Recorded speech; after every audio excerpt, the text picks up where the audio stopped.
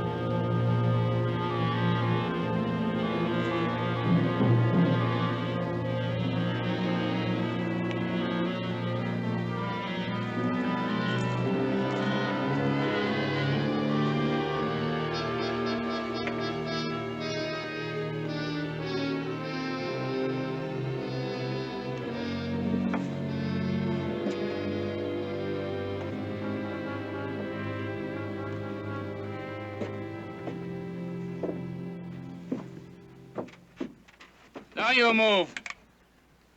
Not even to hold up a flag of truce, Jason? It's all right, Sarah. It's Charlie Pancoast. I wondered how long before somebody came back to see who was holding us up. You'd think you'd keep in closer touch with Sarah's condition. Her time hasn't come yet, has it? No. Not for a while yet, Charlie, but I thank you for asking. No, I just sat down to eat and felt a little dizzy. I guess having a baby after you're 40 isn't as easy as I thought it'd be. It's gonna be all right. We'll be in California long before then. You're not gonna have any trouble at all. Not if you stay up with the wagon train, but if you keep falling behind. What do you mean? All right, Jason. This is the third time in a week that you've gotten stuck. I'm sorry, Mrs. Howard. But Captain Morrow sent me back here to tell you if Jason couldn't keep up with the wagon train, he was going to move on without you. Oh, Charlie, he wouldn't. Of course not. You and your condition and the country full of thieving Indians? What kind of a wagon master would that be? There's not gonna be any problem keeping up with the train once I get dug out. I have to unload, though, lighten the load a bit. Gonna lend a hand? Whenever you're ready, Jason.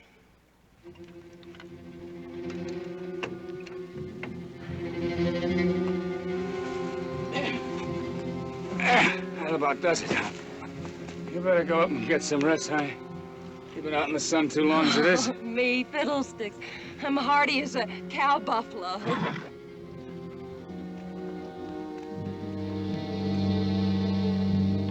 Well, here comes Captain Morrow.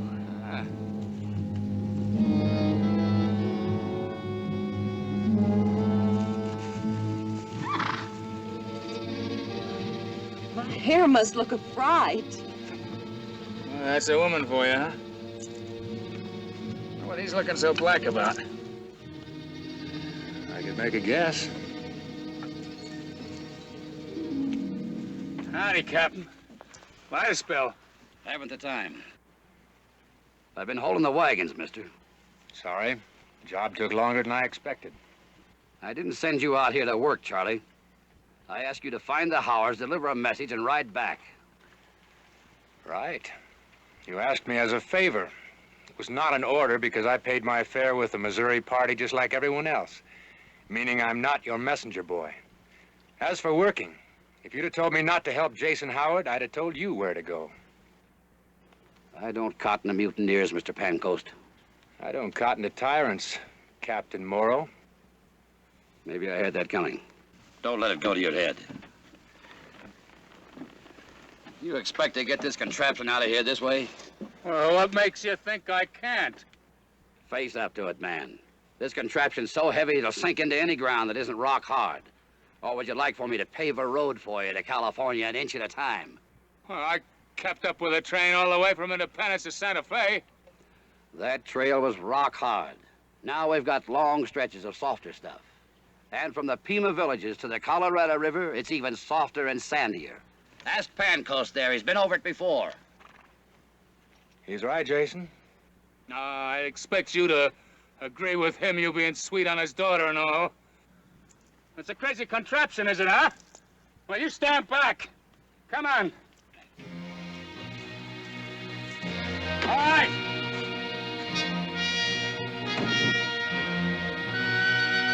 All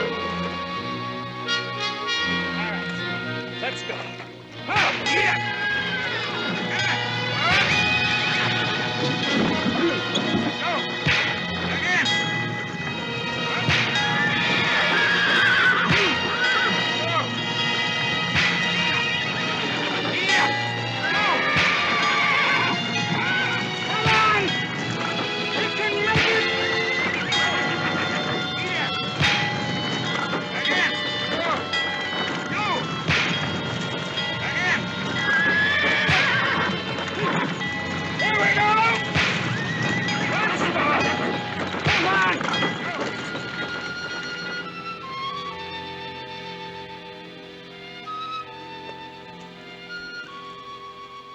All right. Go ahead and say it. You told me so. Well, believe me, there's a way out of this, and I'm gonna find it. That's up to you, but don't expect me to hold up the train. Oh, Captain Morrow, you wouldn't strand us out here on this wilderness. I don't want to, Mrs. Howard.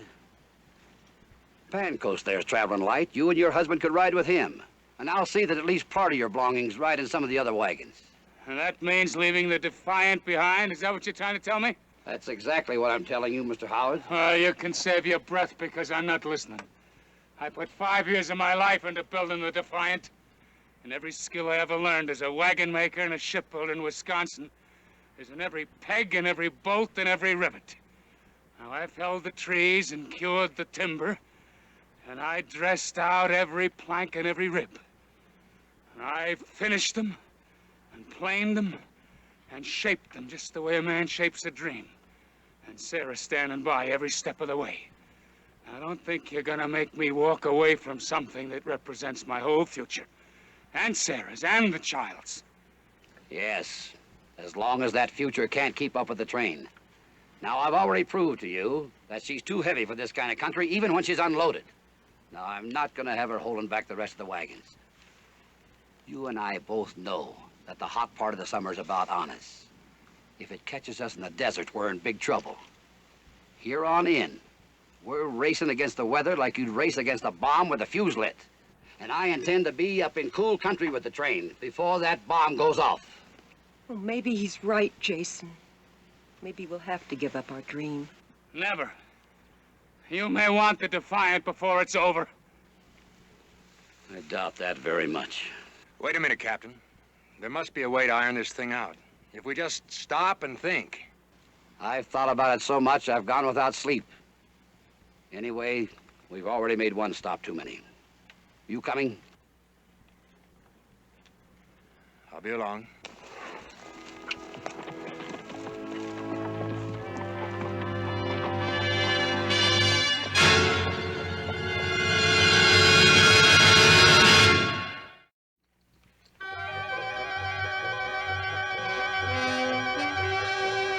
Oh, Mr. Kramer, have you seen Charlie Pancoast? Just rode in a few minutes ago. He's in his wagon.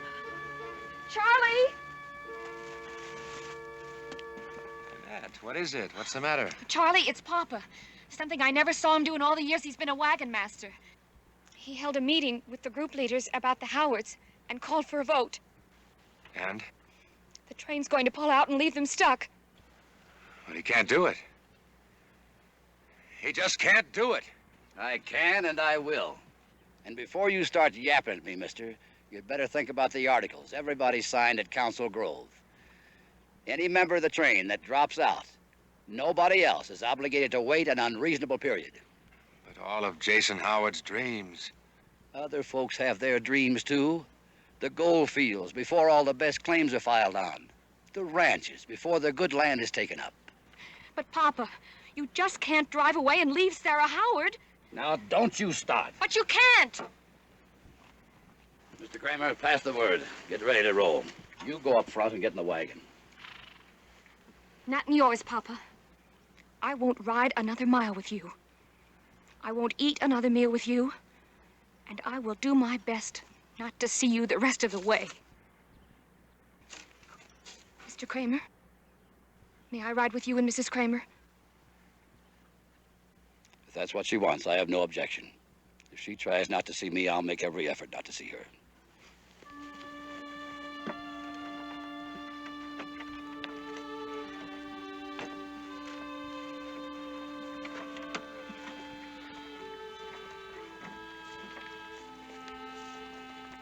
And I blame you for most of this, Pancoast. She never turned away from me before, never once until you came along.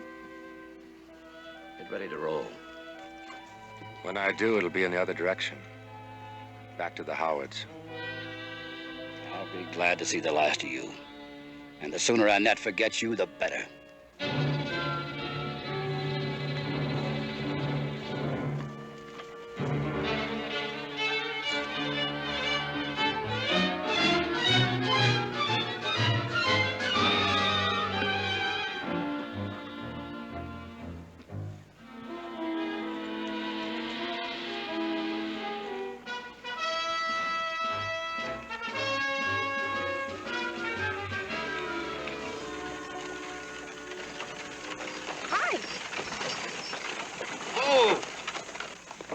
Annette, May I sit with you?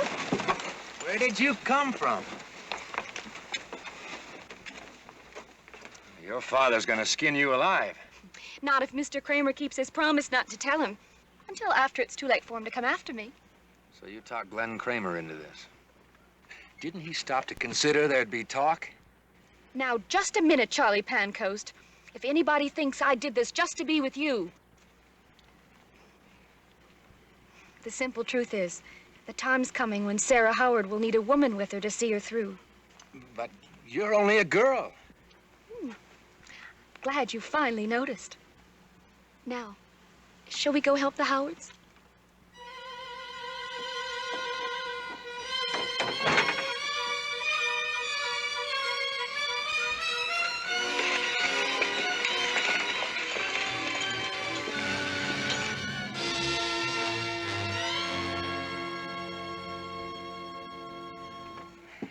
Well, that does it, Jason. Now would you quit being so mysterious and tell me what the scheme is? Haven't you figured it out? Okay, Sarah. You can start cutting more cloth now. Yes, Jason.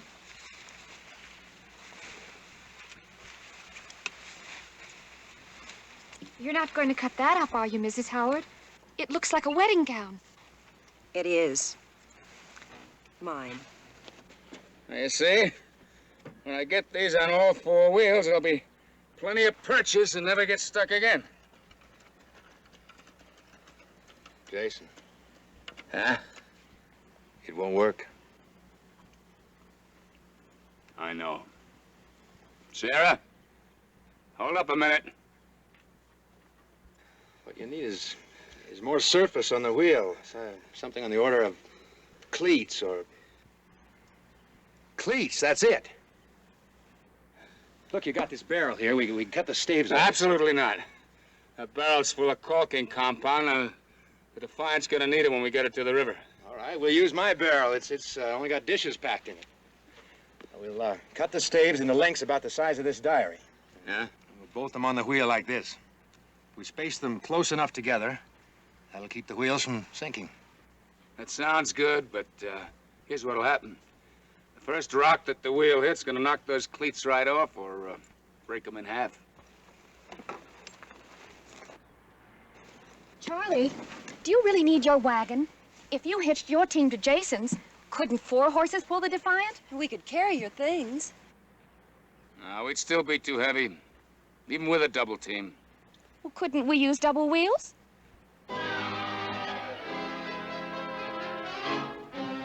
What did you say? Why, take the wheels off of your wagon and bolt them to Jason's. Sort of pair them up. Nettie? Double wheels.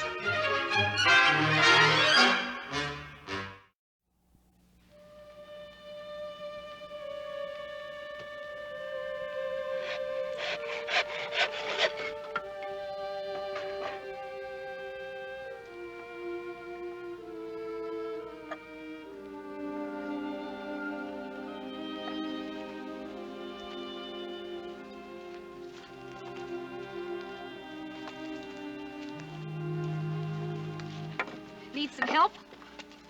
Any help gratefully accepted. You know, I've been thinking Thinking what? how strange it is. Where ideas come from. What do you mean? Well, you're thinking about these double wheels. Both Jason and I are supposed to know something about mechanical things. We couldn't come up with anything that made any sense at all. Then, all of a sudden, out of the blue, you come up with the perfect solution. Are you trying to tell me that women aren't supposed to be able to think? No, not at all. What I mean is, well, I guess what I'm really trying to say is that I'm very proud that you're so smart. And so pretty, too. Well, thank you, Charlie. But it won't mean much unless my idea works. Oh, it's going to work all right. We'll be on our way soon. Not any too soon for Sarah. She's just not well. Jason's with her now. Once we get rolling, we'll make pretty good time. Maybe we'll be out of the desert before the baby comes. I'm worried about her, Charlie. She's just not strong enough for this. Neither am I. I hope I'm up to it, that I'll be able to help her. When the time comes, you can do it. It all seemed so simple before. I thought you could help Jason with the Defiant, and I could take care of Sarah, and we'd all go sailing off across the desert. But it hasn't worked out that way. Sometimes I'm so afraid we're all gonna die out here in this space. Desert's a hard and lonely place. People need each other in order to just keep going. We should have convinced Jason to leave his wagon and stay with the others. Maybe my father was right. No, he wasn't right. But he did what he had to do, and so did we.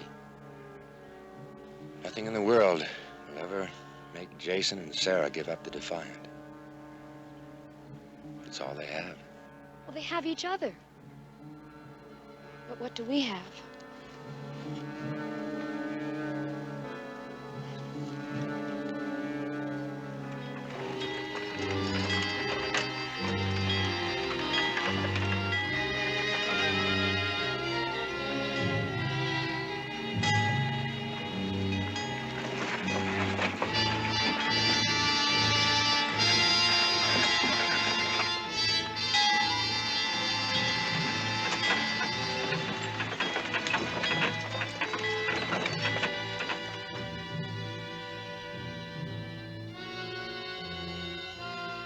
Double wheels are working.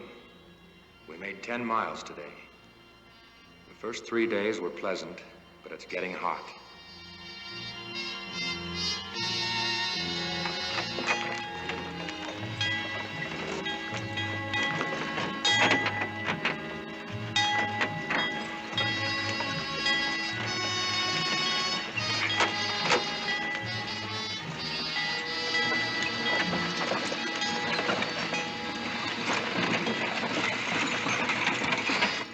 Today, we lost one of our horses. As a result, we only made 6 miles, and I'm afraid it will be less tomorrow. I am deeply concerned about Sarah Howard.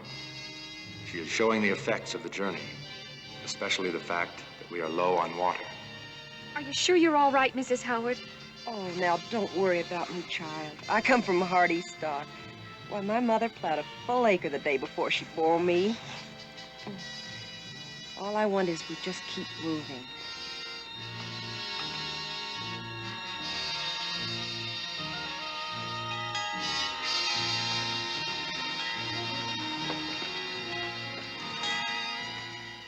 We are now down to 2 horses, and the going gets worse by the day.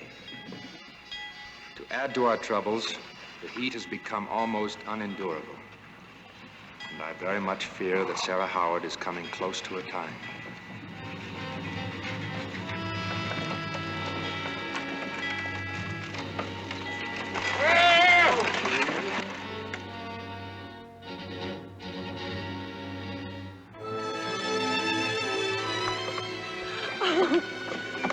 Oh, Jason, Jason. Oh.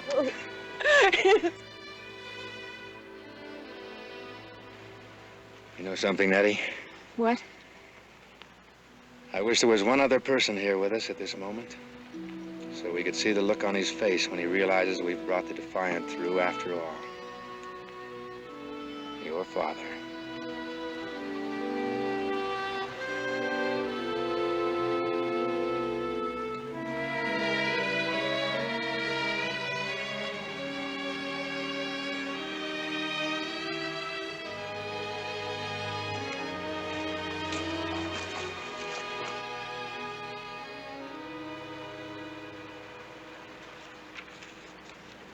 The Lord giveth, and the Lord taketh away.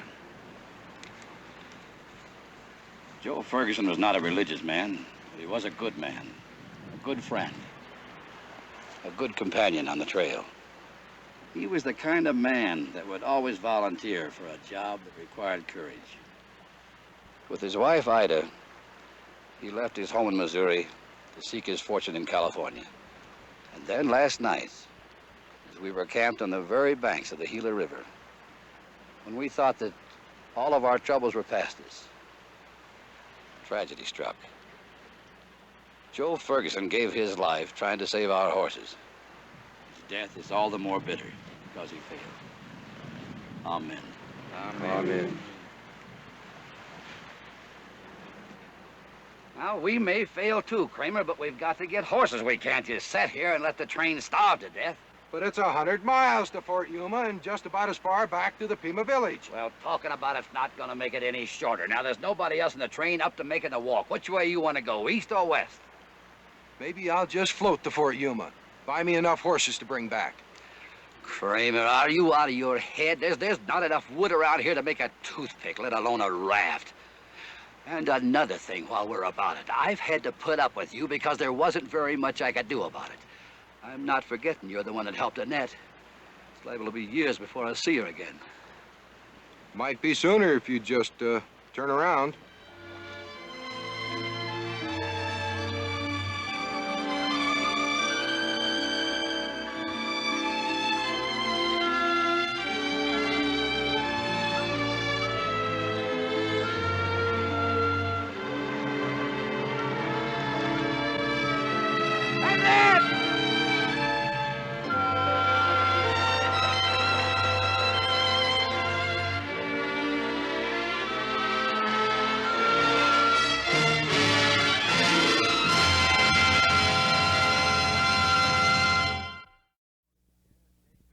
Yes, Jason Howard got the Defiant to California by way of the Gila River to the Colorado, thanks to Charlie Pancost's help. Pancoast left an account of the journey in a diary which he faithfully kept, a diary to which we're indebted for tonight's show. We're also told that the first white child born in southern Arizona was the Howard baby, who first saw the light of day on that same Gila River. I'm very sure nobody could blame the proud parents for naming the infant Gila Howard. Next week, another true story of our American West.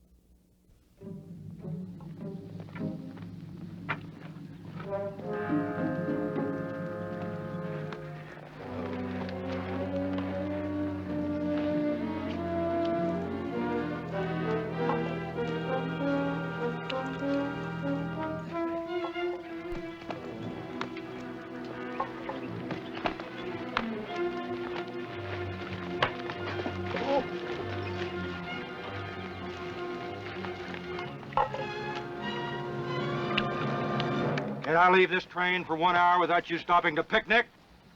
We should have been in Devil's Gate Canyon by now. Ezra, there's something I got to tell you. No, let me tell you. Oregon Territory's hundreds of miles away and we're days behind schedule. That's all that matters. Ezra, it's already been decided. They don't want to go any farther. What do you mean, they? Everyone, me included. Wyoming Territory is not where you agreed to help me lead this train, Will. Ezra, we're tired, bone tired. We've had dust, Indians, cholera. We've had enough. You just want to lay down and quit? Look, this is good land. There's plenty of water. Gold. All right, and gold. It's all around us, under our feet. Sweetwater's full of it. Ezra, this is something we've dreamed about all our lives. We came west to improve our lot. Nothing says we can't stay here instead of risking our necks, going to Oregon. There's one thing, Will. Your word. I made a pact with Washington to lead this train to Oregon Territory where good farmland's going to waste. You, everybody, gave me their word that's where they intended to settle. Got a right to change our minds. The only right you got on this train is to do as I say. Ezra, you don't have no train no more. I'll tell you why. Getting to Oregon's all you care about. Not caring how you get there or who gets hurt. Blinds you to things that a wagon master ought to see. I'm gonna do whatever I got to do to keep my word. You understand, Will? Our word! Stop it! Stop it!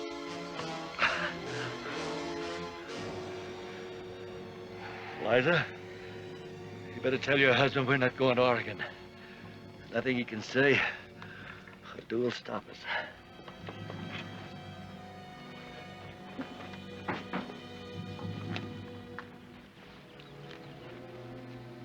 There'll be other trains. Yeah, I know. But they're throwing away their whole future, Eliza. I've got to stop them.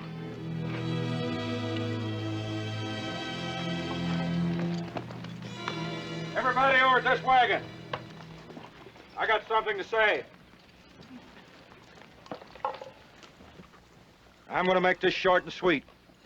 When you joined this company, you agreed to go to Oregon and follow my orders. Now get back to your wagons, head toward Oregon, and keep them headed that way. We're staying on the Prospect. You can't stop us. Maybe not, but your good conscience ought to. There's no value in gold without self-respect to go along with it. Every one of you gave me your word to go to Oregon. Oh, I know what the big gripe is. You think I've been pushing too hard. You think you're tired. We are tired. Too tired to go any farther. You don't know the meaning of the word will. My father pioneered Indiana Territory a long time ago. Without implements, without help, he worked the soil.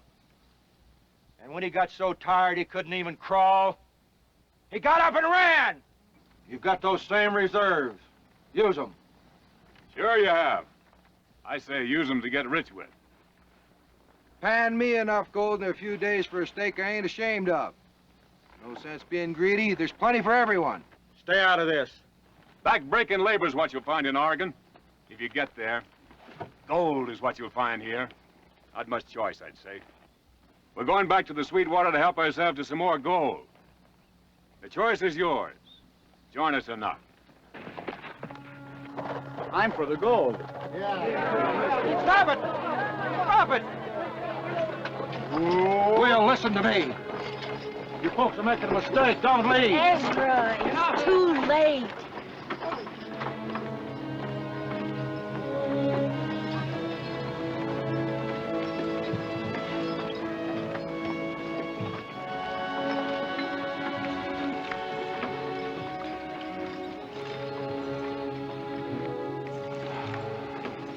Gold fever. Never did a better job. We're all leaving. We're together, Ezra. Not gonna be easy, doing it alone. We're not. What? We're not alone. Look. It's a prisoner, Martin. What are you doing here, Martin? I had no choice. What? My keeper, Will Buck, he figured I was going to interfere with his gold hunting, so he threw me off his wagon. Cut me loose. I can't do that. You killed a man. Your fellow migrants bound you over to the authorities in Oregon. That's where I'm going to deliver you. You ain't the wagon master no more, Mika. You ain't got no wagon train. One wagon makes up a train as far as I'm concerned. Oh, wait a minute. One wagon won't make it now, and you know it. You can kill your wife and yourself, but you ain't got no right to kill me. Let's go.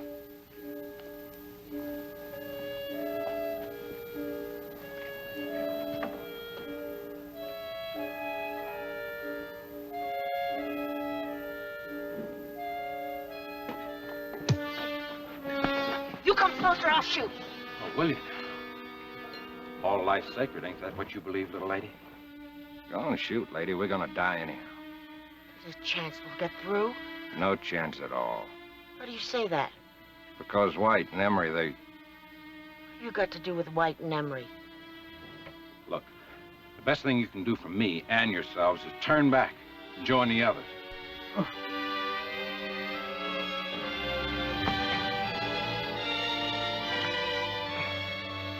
I got careless with you, but it won't happen again. You won't turn me loose with horse and supplies. Why don't you take me back to the gold field with the others? Let them decide what to do with me. Lose a day? No.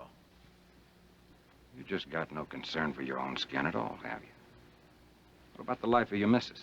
He knows something about White and Emery. I got nothing to say. Well, I have. I don't know anything about White or Emery, but you're going to stand trial in Oregon.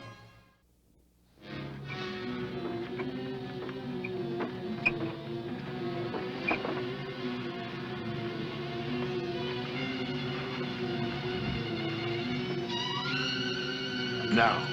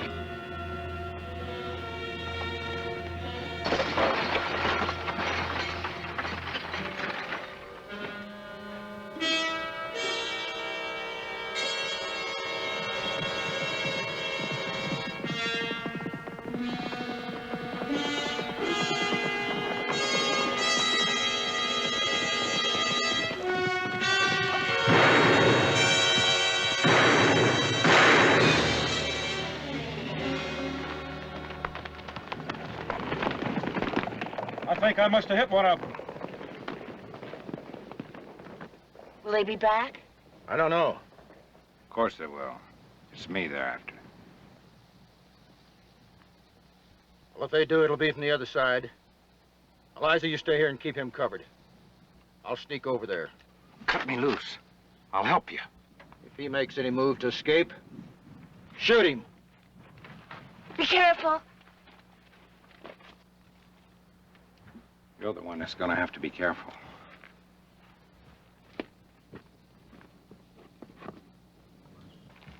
Now look, Mrs. Emery, I can't reason with him anymore, but I'm gonna ask you just one more time. Cut me loose. I can get back to the train and get help. You think I believe that? Now, wait a minute, Miss Mika. I know how you feel. But you don't understand. I got something they'll kill for. Something I've already killed for.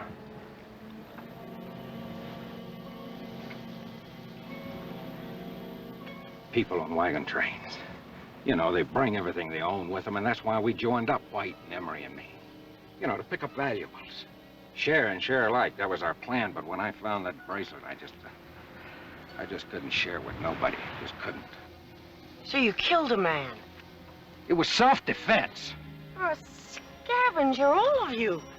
I ain't denying that, man. You expect me to turn you loose? You can't be trusted any more than the others. Mrs. Mika, so let me tell you one thing. Now, I ain't never had nothing before in my whole life. It was a chance for me to be rich. You could have worked, even panned for gold like the rest of them. All that talk about gold, that was just a trick to split up the wagon train to get at me. That's the way Emery planned it, and it worked. Look, I swear I'll fetch you up. I swear I will. Is your life just the same as mine, Mrs. Munn? It's too late. Look.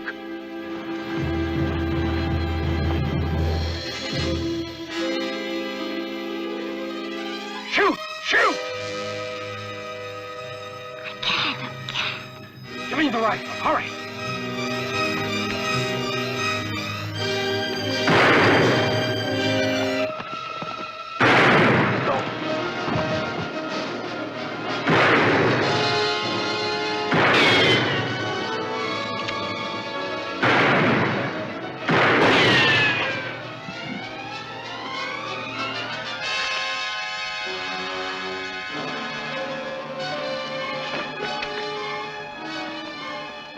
Emery's a coward. But he'll be back no matter what. You're free to go. I'll get help. Believe me.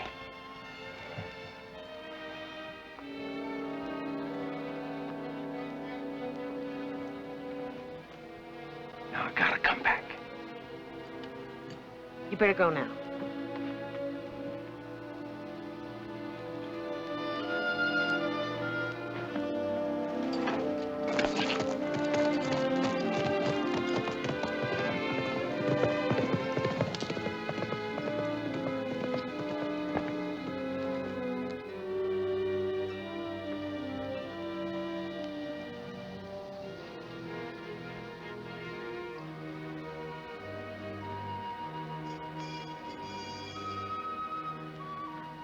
You freed him. He had no right to.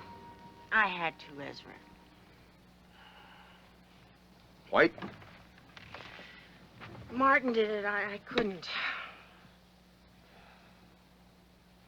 I don't understand. White, Emery, Martin, they were scavengers. Only Martin wouldn't share the necklace with him. Emery got away, but he'll be back. You still had no right to let him go, Liza. But he'll get help.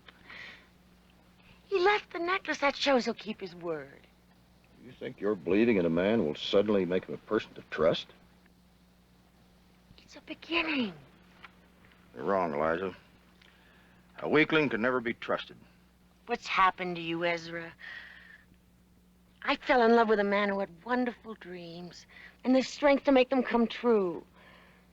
I'm the same man. The man I married had concern for others and compassion. Those are luxuries that a wagon master can't afford to have. I rid myself of those, Eliza, the day we set out. That's a pity. I can't understand the man you become. Then you never will. But before we get to Oregon, you'll be glad that I had the strength to do what was right. What good will reaching Oregon do us if along the way we lose each other?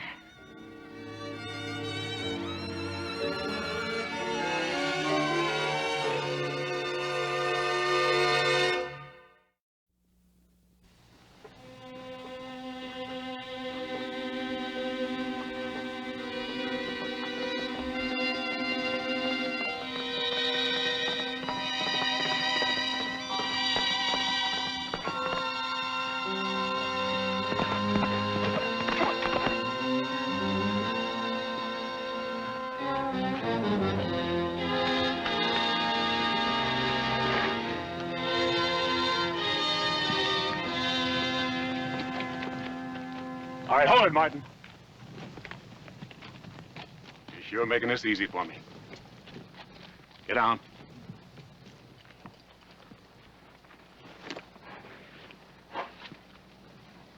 You know what I want. I ain't got it. Let's don't play games. But I told you. I'm telling you, and...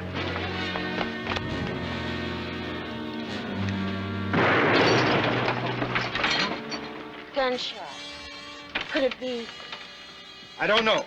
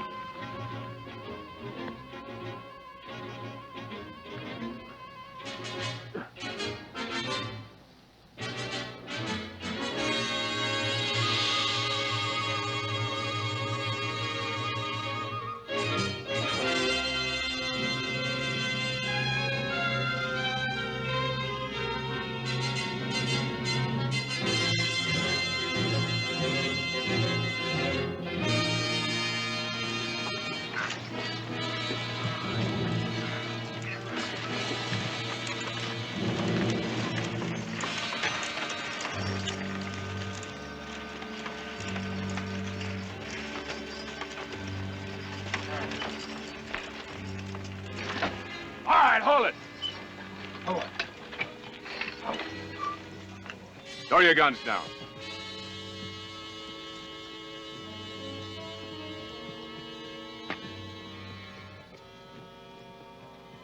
Your pistol. Hurry up!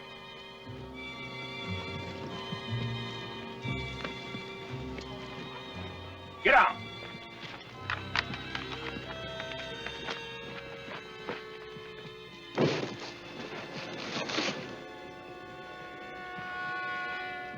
All right, the necklace. And no tricks. You'll go for a swim in Devil's Gate.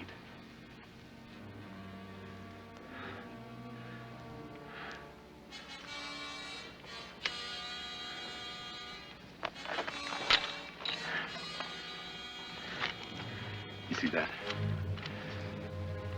That's my future. Rosie, ain't it? Martin took care of White for me. I took care of Martin. You know who I got to thank for that? You. What do you mean? Well, if you'd stayed back with the others, I never would have got the necklace. But thanks to your stupid pig-headedness, I'm gonna be a wealthy man.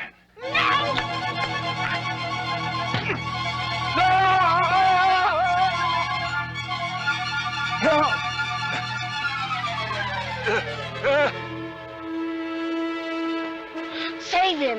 Help! You have to save him. Help! Help! When I get down to him, drive the team forward.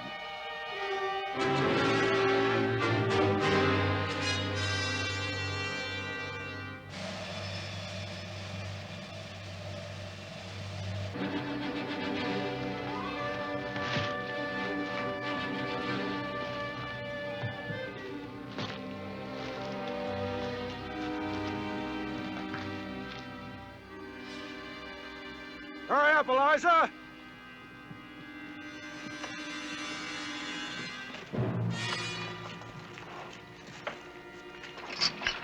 Giddy up. Come on. Come on. Giddy up there.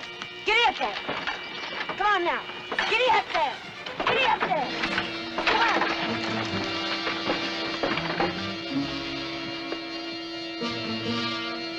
Hurry up, Eliza! There's not much longer. Giddy up there. Come on.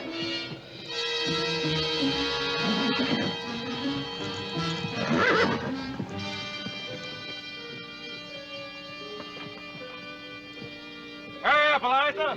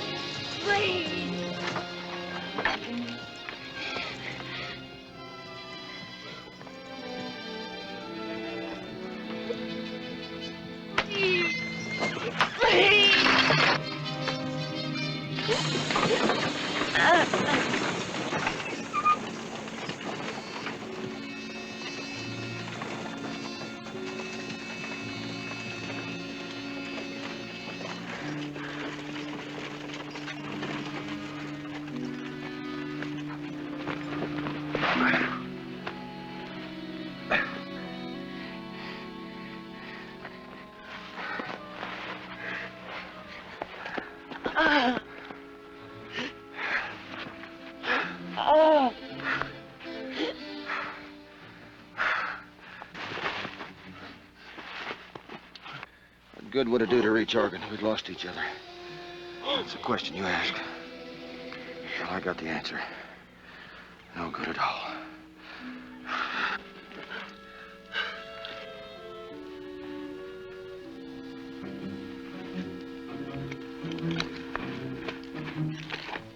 on my guts. Don't be a fool. I'll show you who's the fool.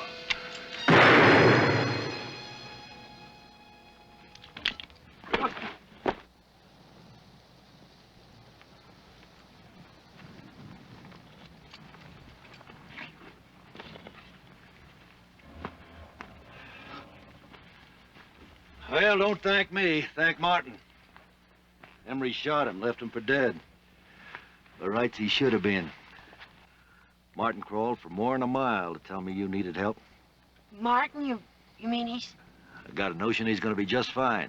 Kept talking about going to Oregon with you folks. I don't think he's going to let anything stop him. Figured him wrong, didn't I? I guess I figured a lot of other things wrong, too. Well, that goes for the rest of us. We're not prospectors, Ezra. We're farmers. Always have been and always will be, I guess. Right now, that Oregon land sounds mighty fine. I'd like to join up with you again. Gave you my word I'd get you to Oregon, didn't I? I'll get those wagons started back this way.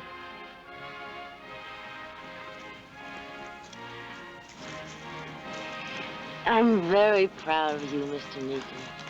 I love you very much, Mrs. Baker.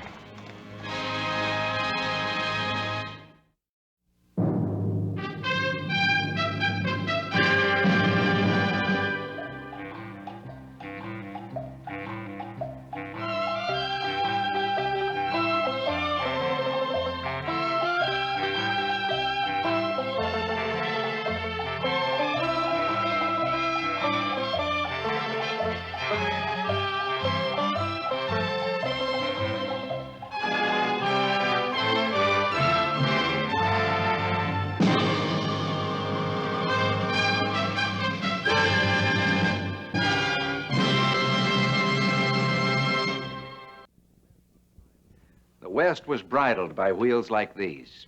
They carved their rutted trails to the lush valleys of California, the fertile Oregon slopes, the forbidding heart of the Rocky Mountains. They carried seekers of gold and rich lands, seekers of adventure and freedom.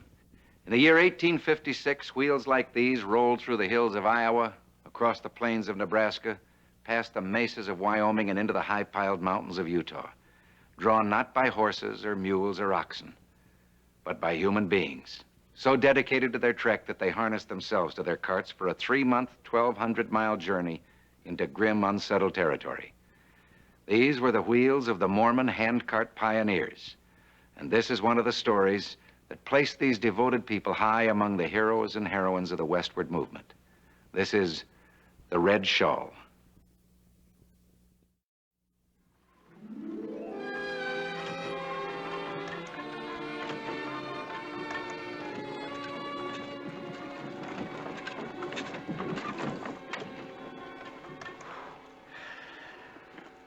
How's it look up ahead, Nate? Well, after last week's storm, the river's near waist high, but swift. But I found a safe enough place to cross. A river to cross, men! Stay together! Well, at least it's a warm day. The last company through here, Nate tells me. They hired a band of Indians to help them across. The braves ferried the women over on their backs. I'd rather get wet. I think I'd die if an Indian came near me. Why don't you lay him in the cart? Maybe you'll sleep some. Look at that window.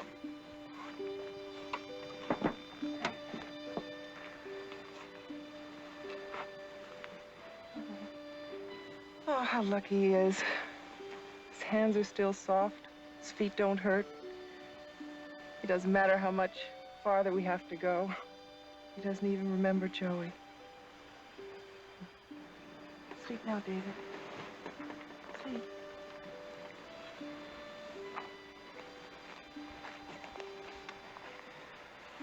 Maybe once we get across, the going will be easier. Maybe.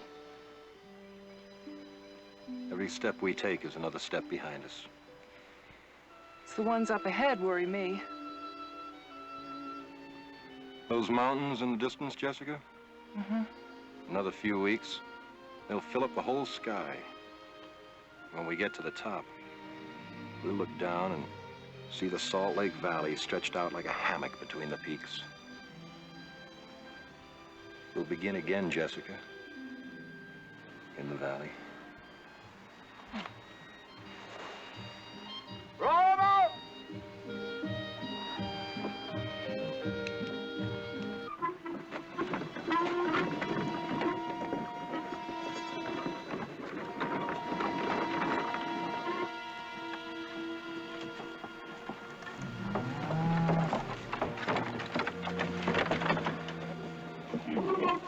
Let me help you.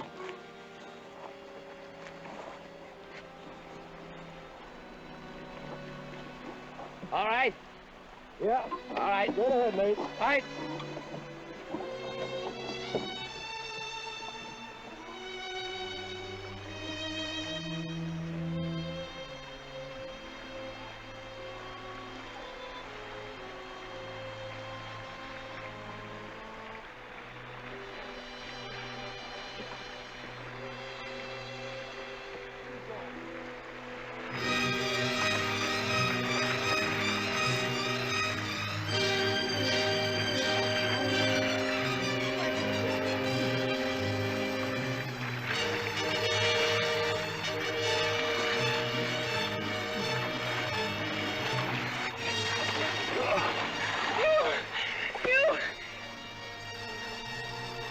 Hugh! David's in there!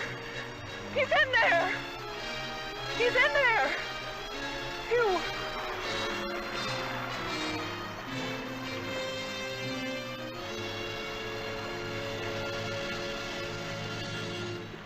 Cass, you're in charge. Circle the carts and remain here. We'll follow this river downstream clear to Mexico if we have to.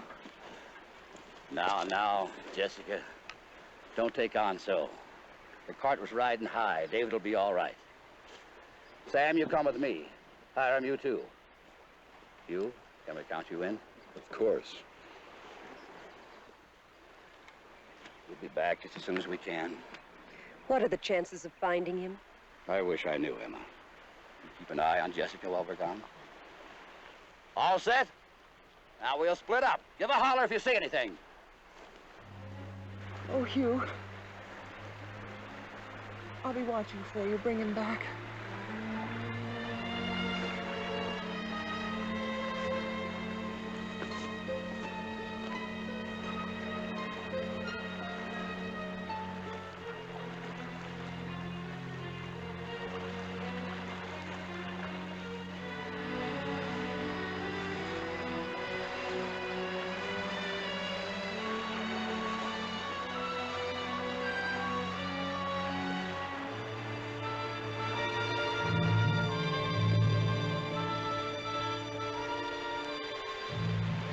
Any sign?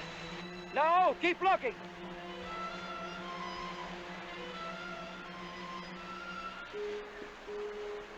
Land's sakes, Jessica, you're gonna get sore eyes from all this watching. I don't believe you've much as blinked in the past 2 hours. I know waiting's hard. I remember once Becky wandered off while I was separating the milk. Thought she'd gone off to help her brother gather eggs. We didn't find her till near dark. I was practically beside myself by then. Little scamp was sleeping in the hayloft. Jessica, the men will put up the tent for you. There's no need for you to stay out here in this hot sun torturing yourself. You've just got to lie down and get some rest. I'm fine, Emma. I just want to be here to see it. To see it? When I laid David in the handcart, I wrapped my red shawl around it. I'll be able to see it coming from the distance. If they find him, Jessica. Oh, they have to find him. Dear God, they have to find him. The shawl is the only nice thing I brought from home. Hugh gave it to me when Joey was born. Sometimes I feel foolish to still cling to it. Now I'm glad I did. I hope you see your shawl, Jessica. Real soon.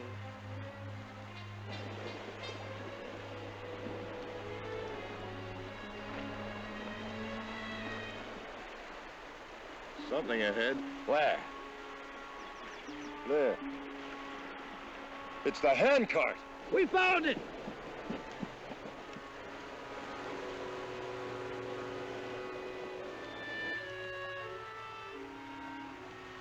David!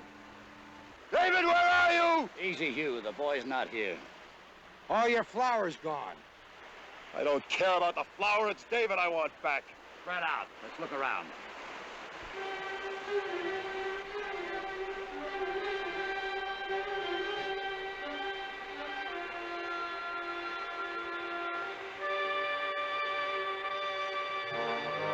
Hey!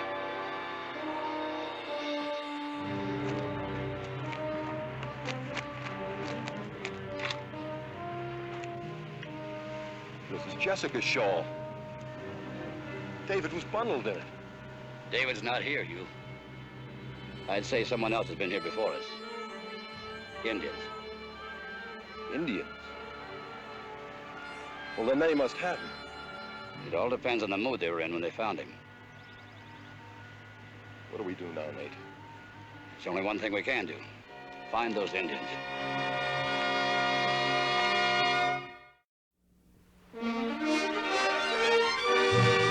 Poor Jessica. It's been 2 days and she just still sits there. I see it. I see it! The shawl?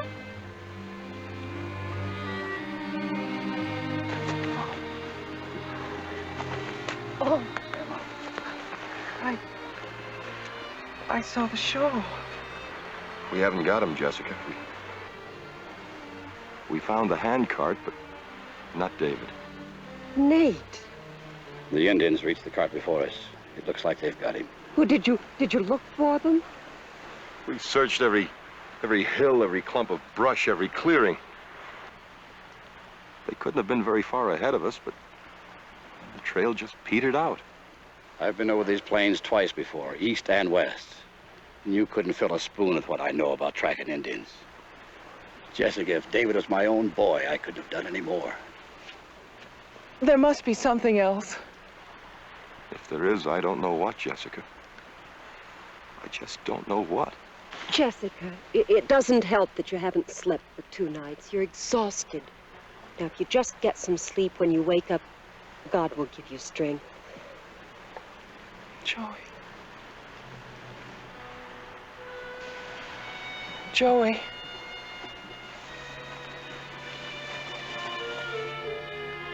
Joey? She's confused. Joey was our firstborn. We buried him 2 months ago in Iowa City. He was just 3 years old. I've seen a lot of things in these past 10 years. Intolerance, hatred, sacrifice, grief. We've been humiliated, dispossessed. I've seen our leaders murdered, our young children starved, our old people frozen. We've been tried in 1,000 ways, and I never get used to it. But somehow, Hugh, we grow stronger. We suffer, and we grow stronger. Our Father in heaven, one of our children is missing. If he's with thee, we know that he is safe. If he's alive in other hands, we pray that thou wilt make those hands gentle towards him. Let the mother and father be reassured, knowing that though he is lost from their sight, he is not lost from thine. Be with us to the end of our journey. In the name of Jesus Christ, amen. Amen. Amen.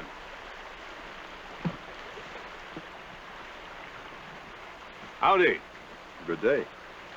Never realized how lonesome a man could get on the trail till I saw you people. I'm Will Dundee. My name is Hugh Scott. This is my wife, Jessica. Well, a visitor in these parts is fair to middling unusual. This is Nate Donaldson, our captain. Welcome. You traveling alone? I'm a trader. Travel alone most of the time. Spent the winter with the tribe of Dakotas. On my way to Kansas now. Got a couple of pretty good horses and a handful of pelts to trade. Well, all we have to offer is a warm fire and a little talk. But you're welcome to both. Thanks. What kind of wagon train is this? It isn't a wagon train, it's a handcart company out of Iowa City. 21 families heading west in the cheapest way possible. Where are you bound for? Valley of the Great Salt Lake. Mormons, eh? Well, you got a spell to go. We'll make it. With these things in tow? All we own in the world is on those handcarts, Mr. Dundee. Don't say all. Well, I guess you'll be moving out in the morning, huh? Yes, I'm afraid so. I don't blame you. All that walking to do.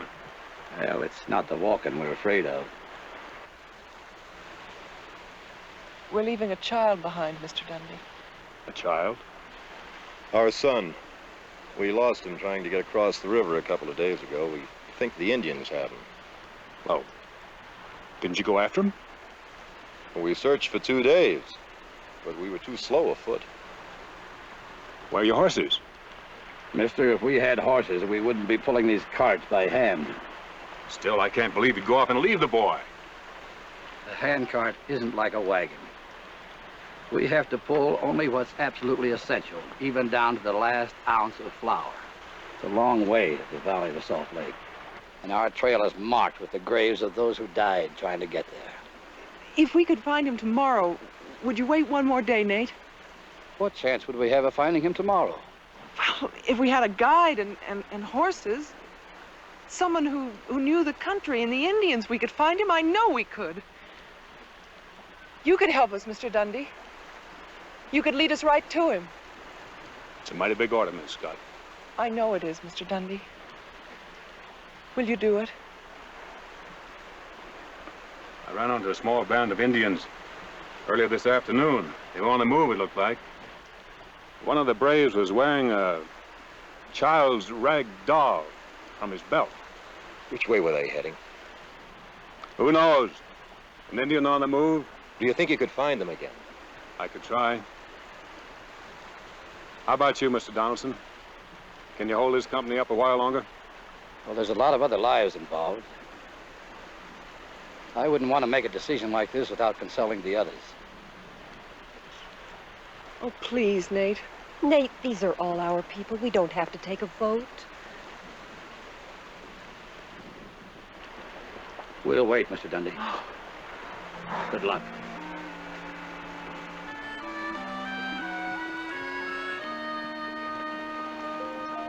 I'm ready, Mr. Dundee, Ready?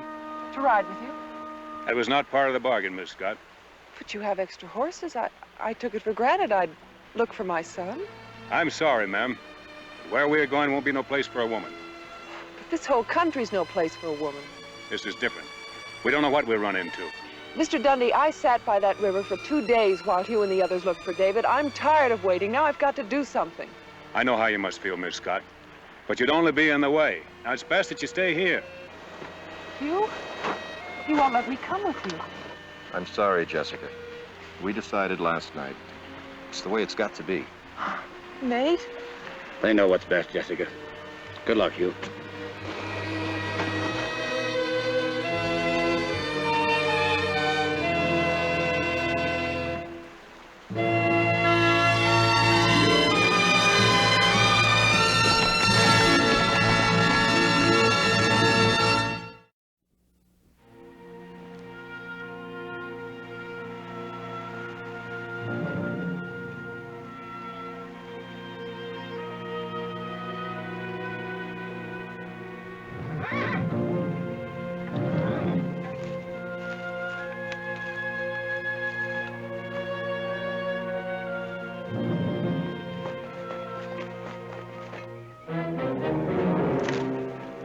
Come out of there!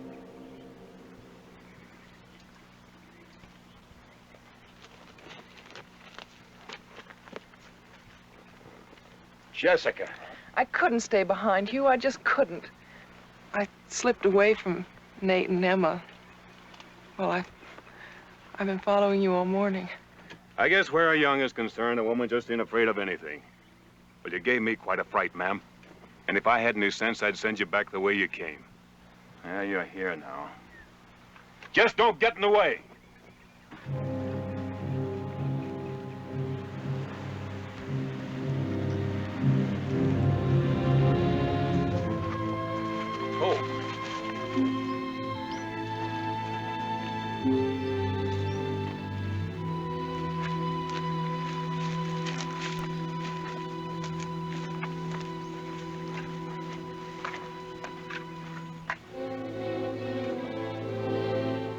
That'll be them.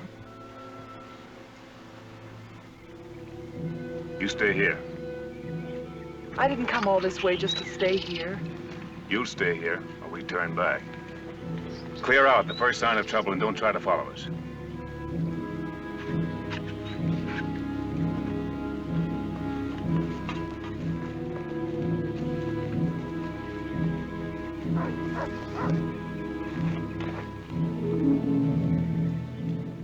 What do we do now?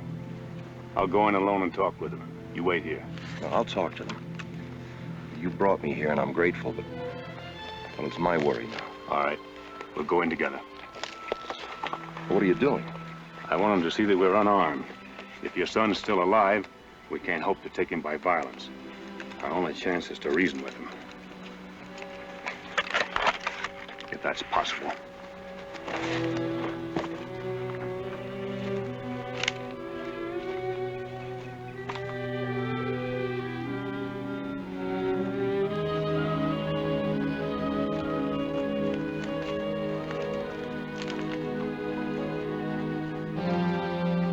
Flying Cloud, answer your questions once, white man. We're looking for a lost boy, Flying Cloud. We know of no boy who is lost. I am his father.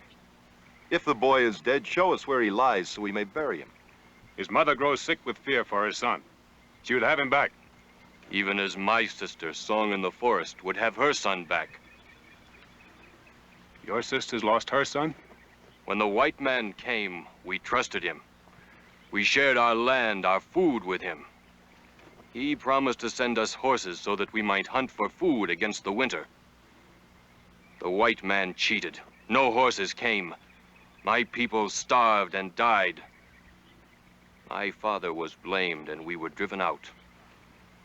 My sister's son, a boy strong and beautiful, died on the way. You've been badly treated, but that's no reason to punish an innocent child for the wrong of others. My people do you no harm. We give you food. You give us bread made from corn you raise on our land. We are too few to fight the white man. But we take back what we have lost. Food, horses, children. Where is he? He is dead. Now go. David! David!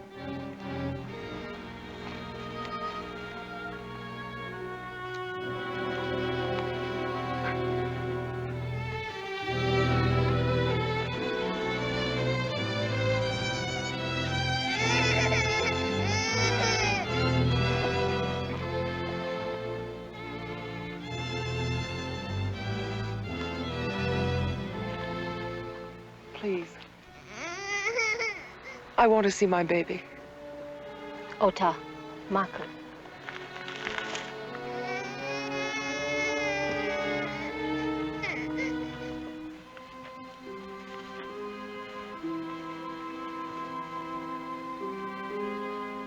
You were brave to come here. Now you must go. I let you see the boy as you asked. Go now. He is my son. I know how empty your arms feel without your son. I know how you feel. And here, that pain that never goes away. You see, white men can be cruel to each other too, as sometimes they're cruel to you. I lost a son when the white man drove my people out. He died, my little boy. He took a fever and he died. This child you have is all that's left to me. I cannot leave him. Even if you kill me, I cannot leave him.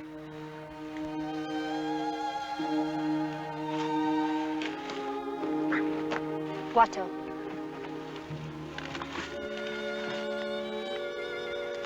He is your son.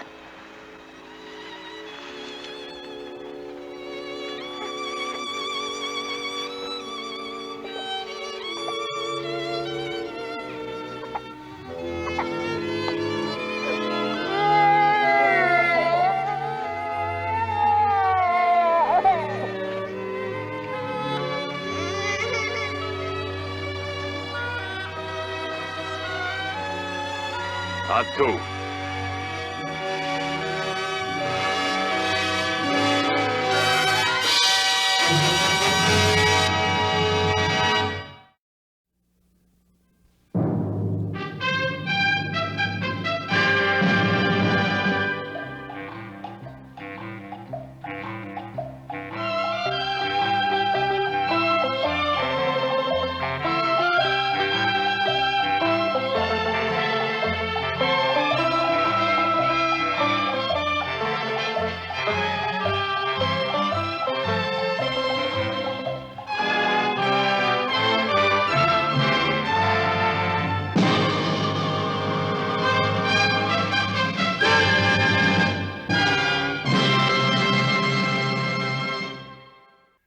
This is the story of a fabulous ride, the most remarkable ride in our nation's history.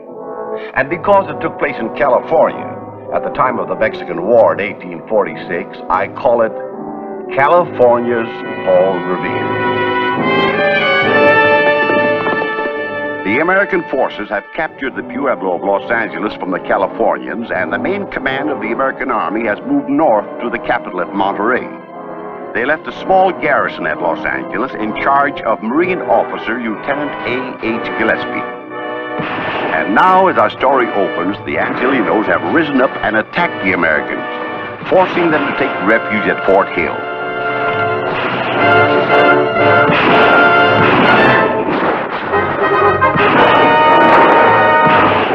Men, hold your fire!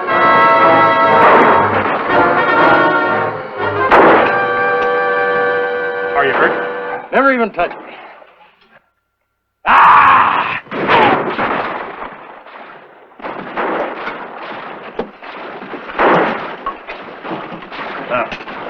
What did you learn? The enemy army is growing by the hour. Must have 1,000 men now. How well are they armed? A little bit of everything. Rifles, shotguns, lances. They're bringing up some light artillery. They're brilliant. They hold the whole town except this hill. They're boasting they'll have that in a matter of hours. That's where they're wrong. We can hold out here for days. Sure, for weeks. Don't be a fool, Benton. You know as well as I do we're trapped. 40 men against 1,000? You wouldn't surrender, sir. Who said anything about surrendering? All right, men. Give them blazes.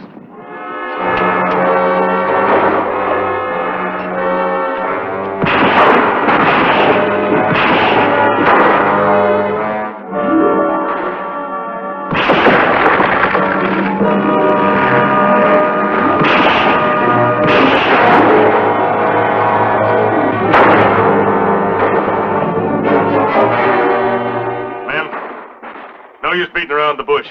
If we can't get reinforcements, we're done for. They'll keep on pounding away at us.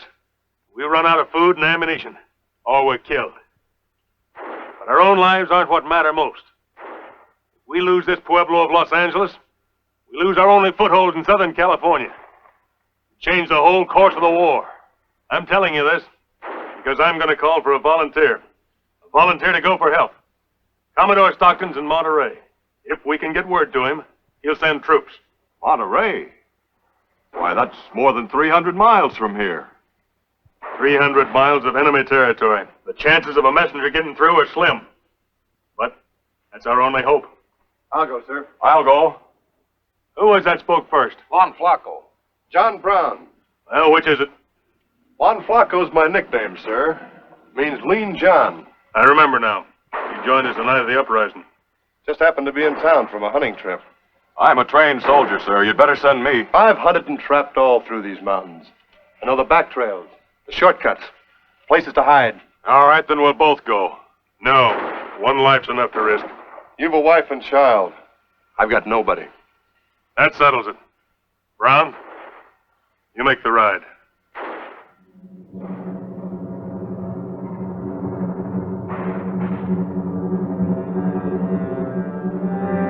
Brown, you'll need some sort of credentials to help you get fresh mounts along the way. The less I carry on me in the way of dispatches, the better. It's only a sentence. You can destroy it quickly if you're captured. We leave the bear. Lieutenant A.H. Gillespie. I stamped it with my signet ring. Thank you, sir. Hang on to that. It's your passport. It's starting to get light. You better be on your way. Once you're through the picket lines, you've got a good chance. I'll get through.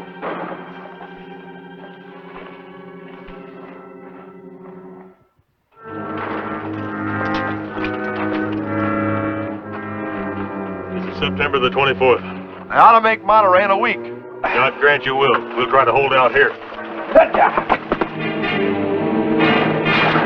They'll get him. He'll never make it.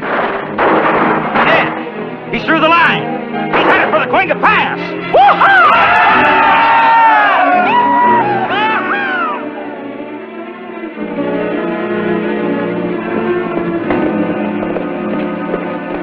He just won Flaco. Mexicano? No, you fool, Americano. After him.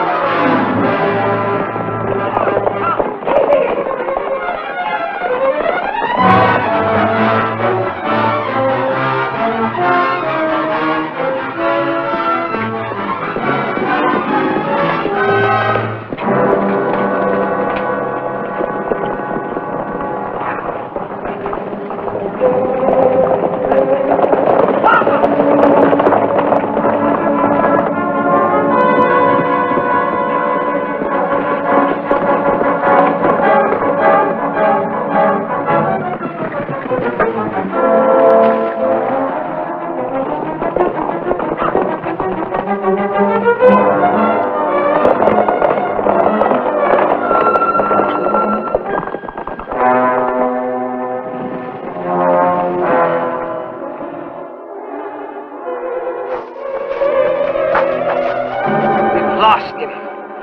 The devil.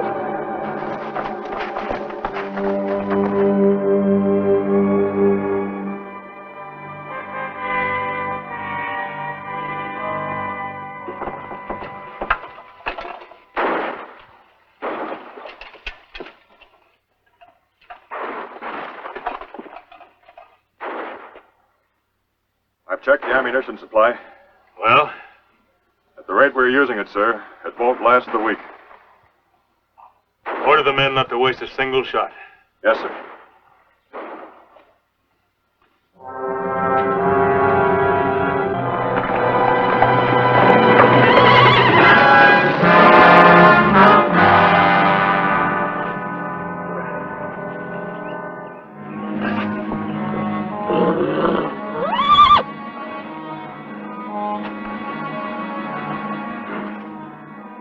Oh, boy.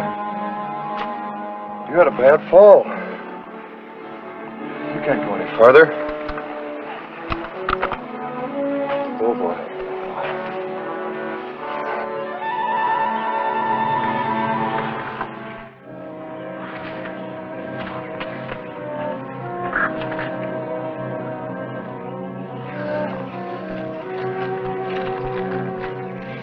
Believe the bear. Lieutenant A.H. Gillespie.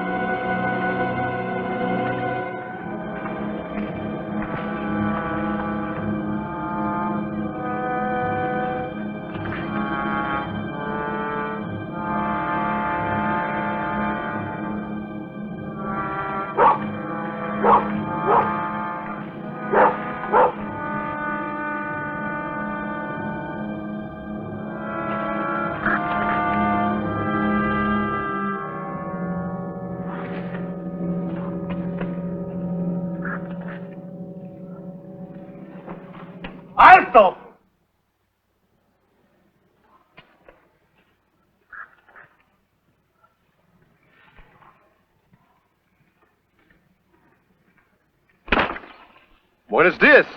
You are Americano? Juan Flaco, they call me. One cannot be too careful about strangers these days. I'm on my way to Los Angeles to join Pico's forces. It is true they have seized the pueblo from the Americanos? They've driven them out like rats. Got them trapped on a hill, completely surrounded. Rats, see? Worse than rats, the gringo pigs. Skunks. Weasels. And I want to be in on the kill. That's why I rode so fast. Too fast. My horse gave out on me. You can take one of mine. Amigo. I'm only too glad to serve the cause. ¡Viva México! Muerte a los americanos. Come, I will help you.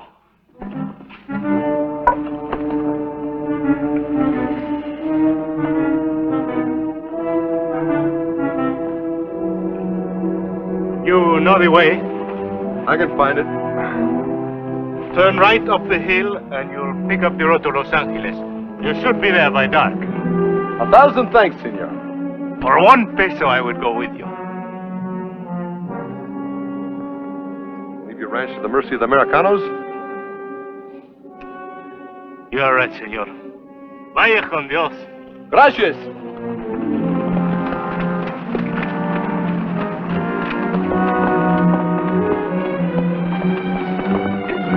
Senor, you are heading wrong. You are going north. Caramba! I'll get you for this, you gringo swindler!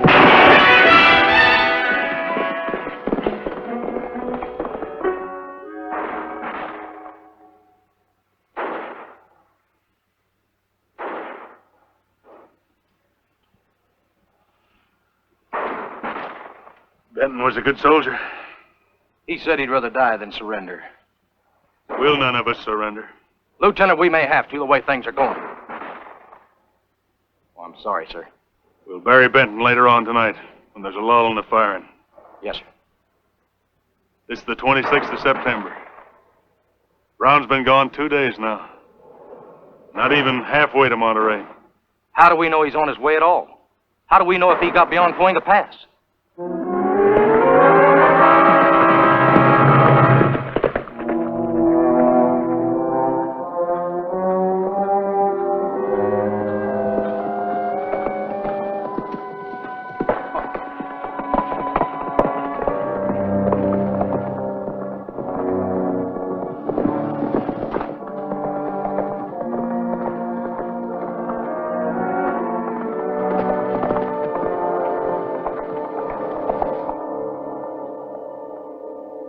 I've got you covered. Come out of there. A Yankee.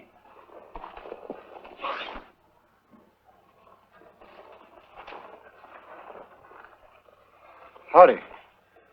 What are you running away from? The law? I'm not running from. I'm running to. I got to be on my way. Just a minute. That horse looks mighty familiar. It was given to me. Yeah? I settled down the road. Jim Robbins. Jim Robbins. Jim never gave away nothing in his life. You're turning around and riding back with me, stranger. Unless you want to be hung up as a horse thief.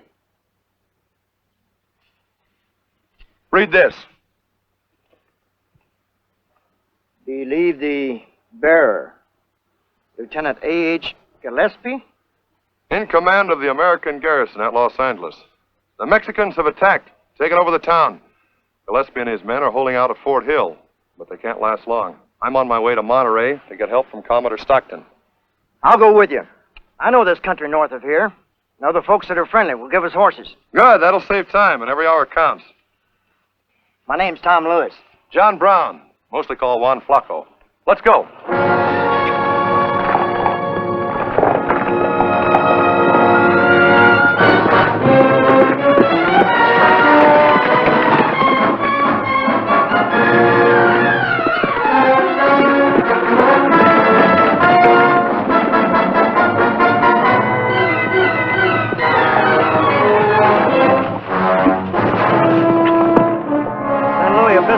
Just ahead. If I live to make it.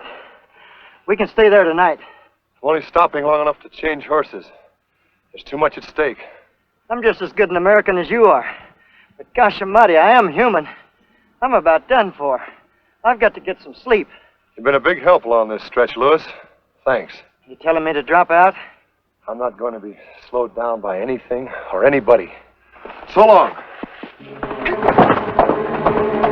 Monterey's more than 125 miles from here. You'll never last out at that pace.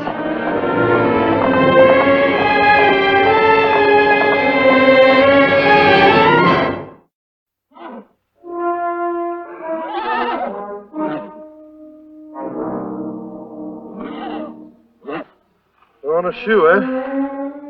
That's bad. Well, we'll both have to walk, fella.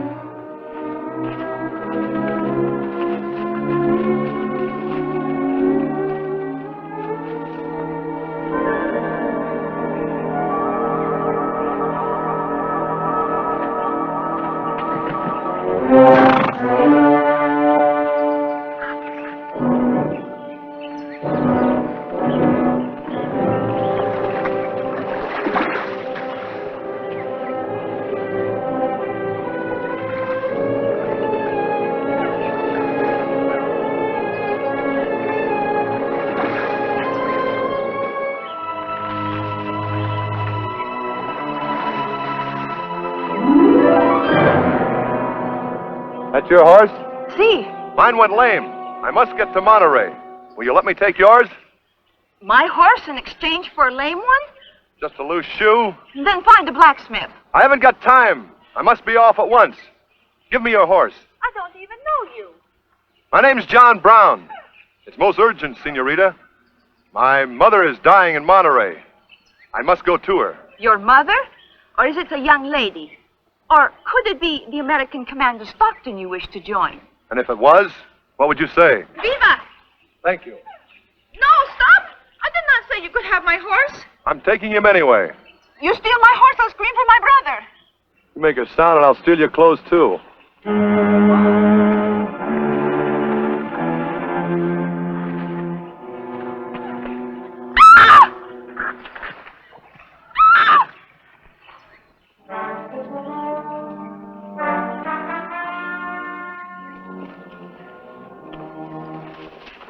Arriba los manos. Ringo, eh? Yes. Catch you red-handed. Stealing my sister's horse. Just swapping, senor. My horse went lame. I must get to Monterey. It's a matter of life and death. You make me weep, senor. Liar. I call your people thief. Puerco. Take your horse. Keep your hands up. You can't detain me. I've done nothing. You're Americano. That's enough. Just a trapper. Me, you cannot trap. If I was a soldier, I'd be in uniform. If you were a spy, you would have none. You know the penalty for spies. I've got no papers.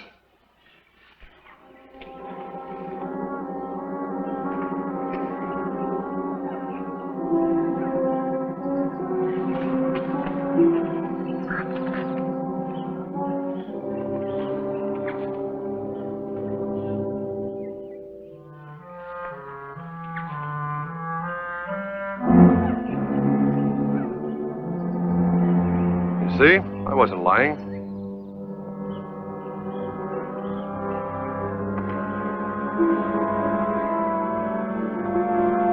The reason I don't carry any matches, those cigarettes are poison. Por Dios. Puerco. Cállate la boca. Bring the horses. We will lock him in the storehouse on the ranch until I report to the authorities. How soon will that be? When I'm good and ready. Hombre.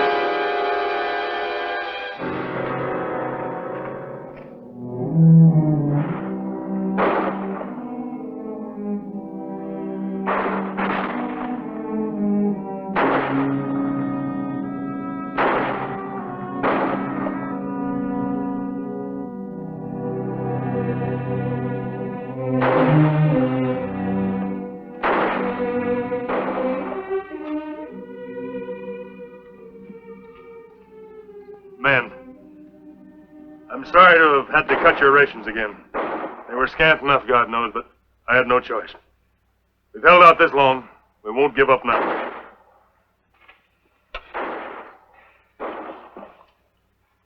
Brown's been gone over 4 days now. Should be nearing Monterey. If. Yes. Yes, the big if.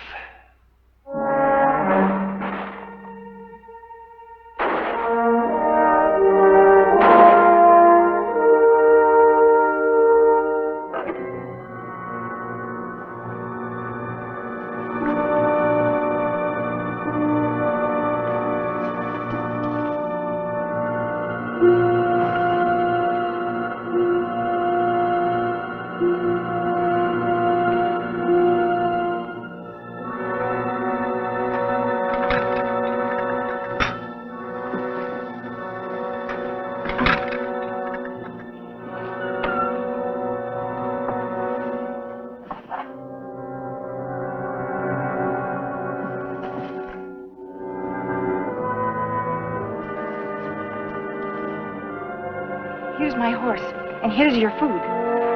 And here are your cigarettes that I rescued. Thank the Lord. Hurry! Carlotta. Hurry! Any moment my brother may discover us. Carlotta, why are you doing this? Quien sabe? Perhaps it is because I like the Americanos. Or perhaps it is because I believe the bearer. Me, you always.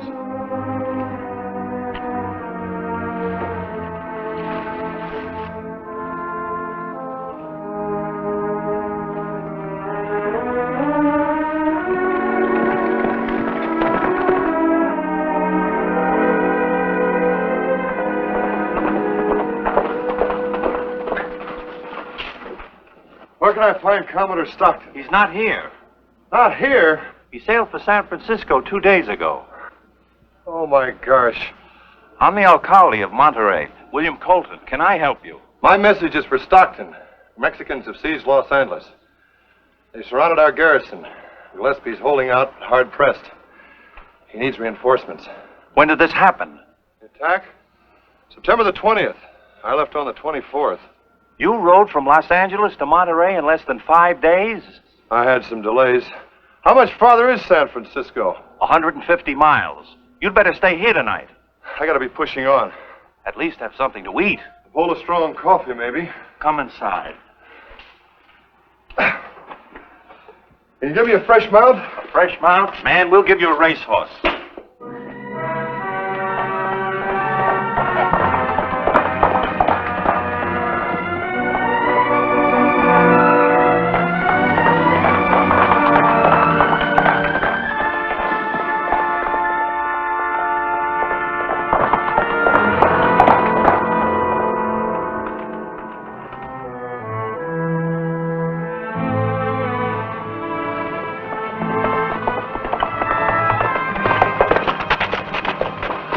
Stockton. I'm Commodore Stockton. What is that? Garrison, besieged. Send help. What's that? Send help.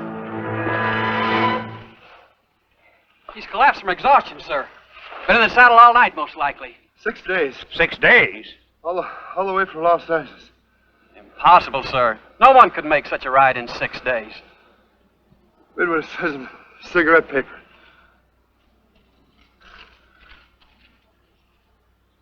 Believe the bear. Signed, Gillespie. Get someone to carry him inside. Sentry, get a couple of men, quickly. I'll order Captain Mervine to sail at once on the warship Savannah with a force of men to rescue Los Angeles. Good news. I thought that would revive you. Good news is a tonic, sir. You must rest here to get your strength back. Thank you, sir. Thank you, sir, for the service you've done your country. The history books tell the rest. Commodore Stockton's reinforcements joined up with Army troops under General Stephen Kearny and won a decisive victory.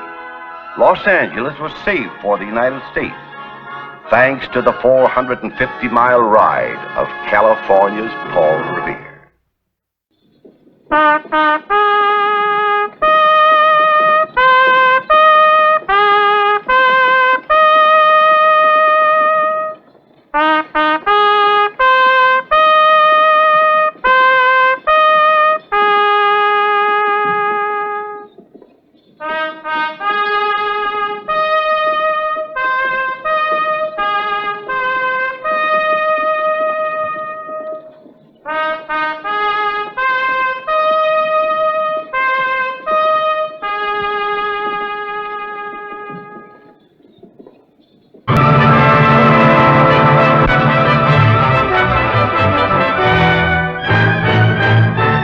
Have you ever seen one of these?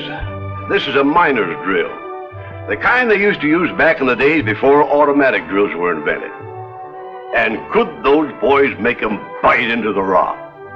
One of the main events on 4th of July in every mining camp was a drilling contest to prove which fellow was the champion driller. And the camp of Round Mountain, Nevada was no exception.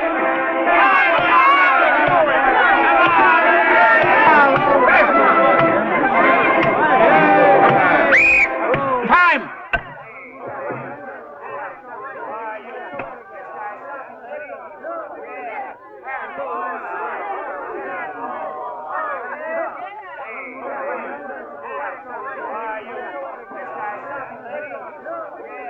Dan Gorman, best score yet, 15 1/4 inches.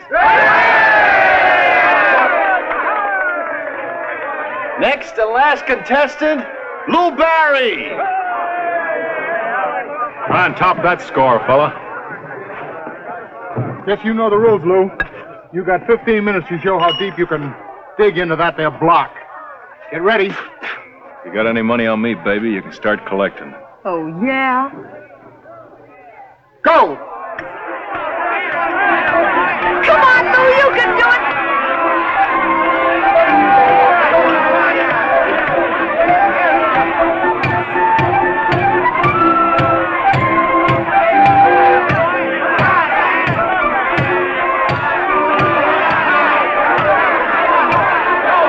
Go to it, Lou, attaboy, you can do it!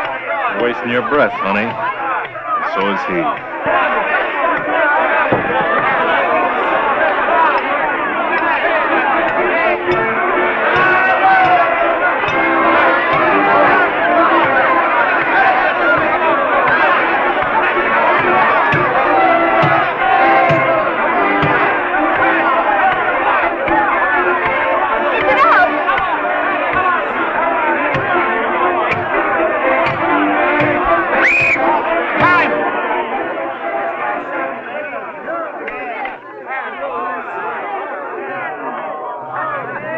Lou Barry, a new record, 16 inches.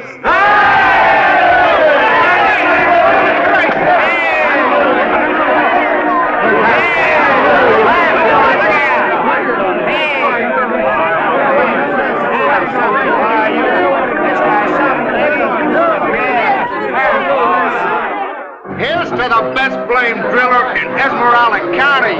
Esmeralda County, heck, he's champion of the whole United States. The only man to ever beat that record was Paul Bunyan, and he just stuck his finger through that rock.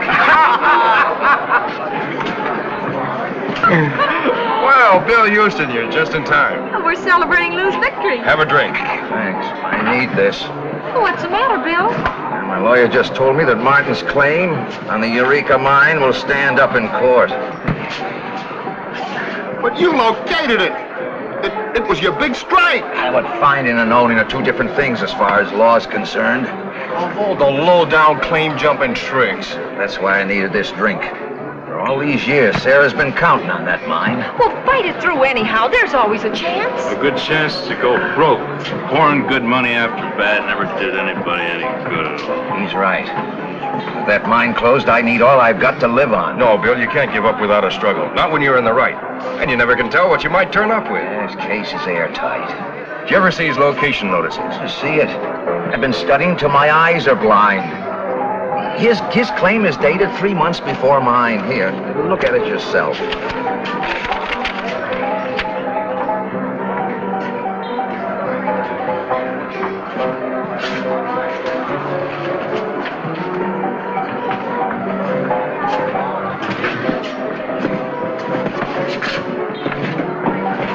December 3rd, 10 miles southwest of the town of Beatty. That's right. Don't that strike you as queer? What's queer about it? The time he says he recorded that ground, the town of Beatty wasn't in existence. What? There wasn't nothing there but old man Beatty's ranch. By golly, you're right. Well, in that case... In that case, Martin hasn't got a case. Wait till I tell my lawyer. Hey, wait a minute. Don't forget your papers. Oh, thanks, Lou, thanks.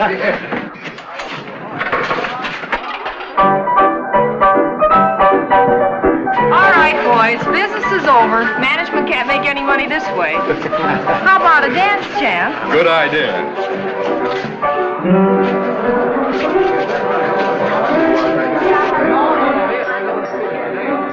This guy, Barry, gives me a pain in the neck. Ever since he came into this town, he's been trying to steal everything from me. First off, he grabbed my job as head of the miners' union. The boys elected him. Just because he has a gift to gab. Next, he cheated me out of the drilling championship. Lou won fair and square. He naturally outdrilled you. But I'll be hanged if he's going to steal my girl from me. Well, if you're half the man you say you are, why don't you do something about it? My friend, that's just what I'm going to do. Wait a minute, I was only kidding. Lou Barry's no fellow to go messing around with. All right, that's enough. You ain't dancing with my girl anymore. Your girl? Well, I like that. Come on, Lou. You heard me. Now, take it easy, Dan. Quit your shoving.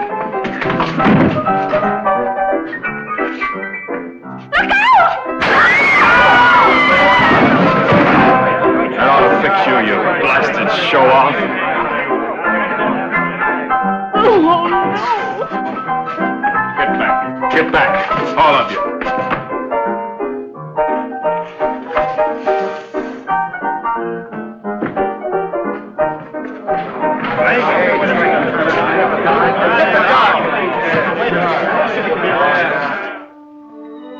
And to think he was out there only yesterday with everybody cheering him on. How am I ever going to tell him? Easier with almost any other man than Lou. Well, I guess I better go on in so I can be with him when he comes out of the ether.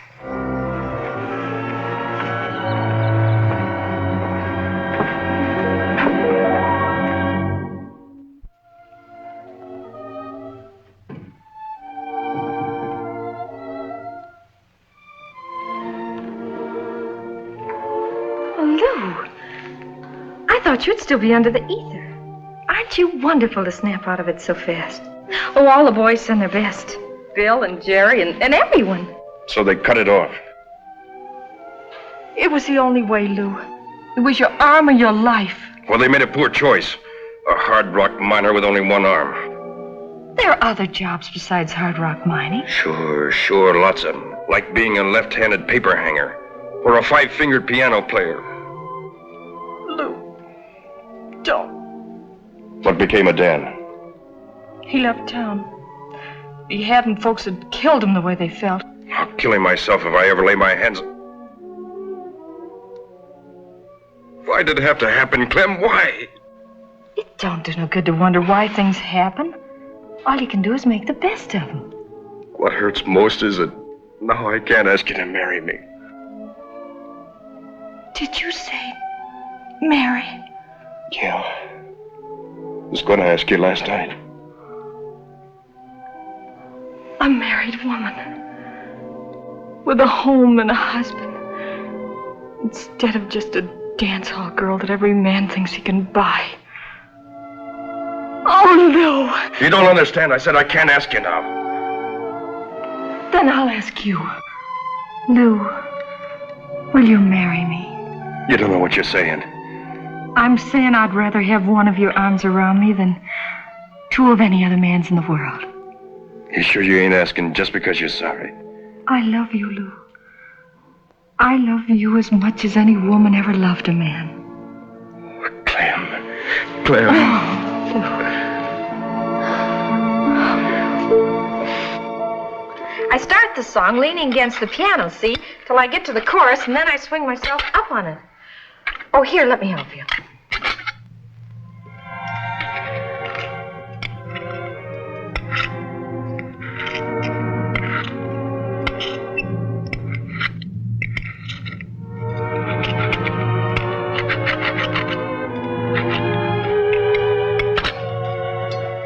There you are. Thanks. Oh, my gosh, it's getting late, and I've got to finish getting dressed. You be all right? Sure, you go on. Don't wait for me. I'm slow.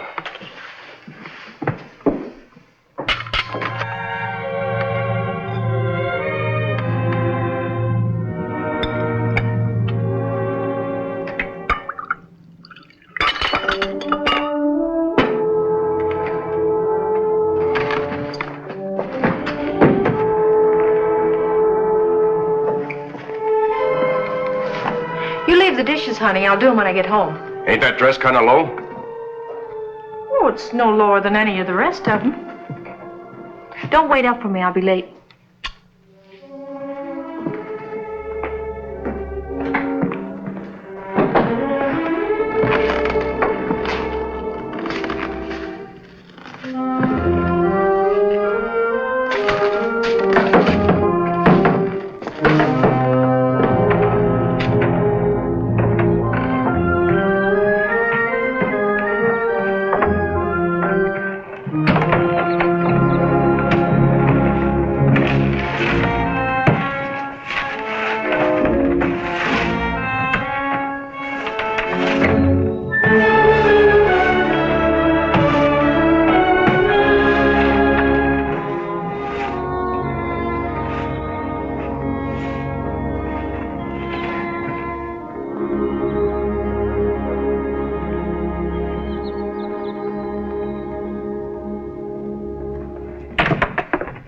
Lou! Hello, Jerry.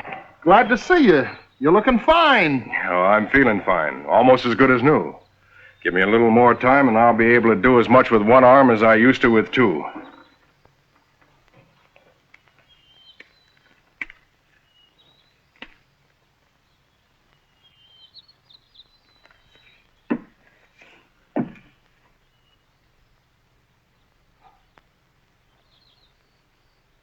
What I came to see you about, Lou, we're having a drilling contest on Labor Day. And the boys and everyone, we're wondering if you'd act as a judge. None better fitted, you know, ex-champ. And what I mean to say is, Lou, we'd sure be proud to have you. Well, thanks, Jerry, but I'm afraid I'll be too busy. You see, I got my eye on a job. A couple of jobs, as a matter of fact. As soon as I'm feeling better, I'll be starting work. Oh, well, that's great. Glad to hear it. I'll tell the boys. Thanks. So long, Lou.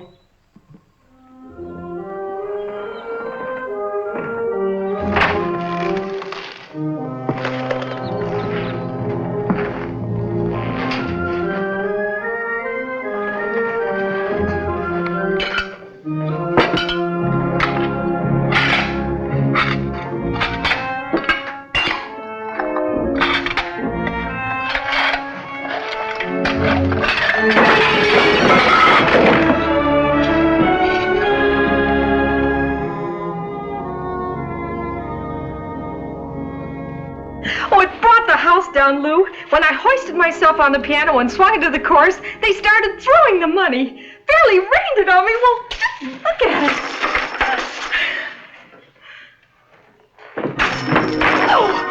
How do you think I feel when you bring home money like that? Money that's been thrown at you by a bunch of men who ain't fit to tie your shoelaces. Oh, don't be silly, honey. They none of them mean a thing to me. That ain't the point. The point is you're supporting me. I'm living off of you. Why, I'm only too glad to do all I can to help. I can't stand it. It eats clear through me. There must be something I can do, some kind of a job. You've got too much pride, Lou. Here we've only been married a couple of months, and you laid up most of that time. And already you're blaming yourself for something that ain't your fault. The only thing I'm blaming myself for is having married you. Lou. Wished myself off on you for life. Me who ain't never gonna do another good day's work again. Lou, don't say such things. Don't even think them.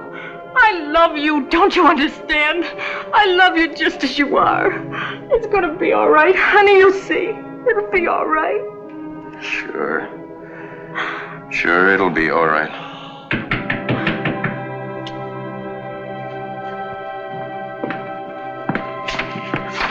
Oh, hello, Bill. Hello, Clem. It's late, I know, but I couldn't wait till morning to see Lou.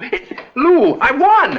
I won! You mean the Martin case? Yeah, sure. Just as easy as rolling off a log. How wonderful. Yeah, all thanks to Lou. I ought to pay you instead of that fool lawyer. Oh, nonsense. It's a fact. You've got legal sense. Why, you look at a paper and you pick a flaw just like that. You take it from me. You ought to be a lawyer. I'm glad you won, Bill. Well, now all I gotta do is get the mine operating on a paying basis. Yeah, the stuff's there. Sure. Say, I'd better be going.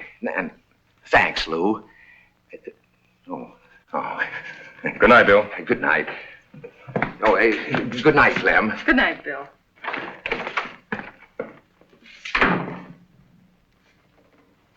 Well, at least he's got something to look forward to. And so have you, Lou. I wonder I didn't think of it before. You're just naturally cut out to be a lawyer. Oh, that. Yes, that.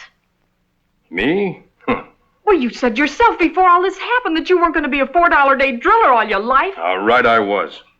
You've still got your brains, Lou. Dan's gun didn't blow them out. You've got your tongue, your eyes, your ears. You've got everything you need to be a lawyer. Except a little thing called education.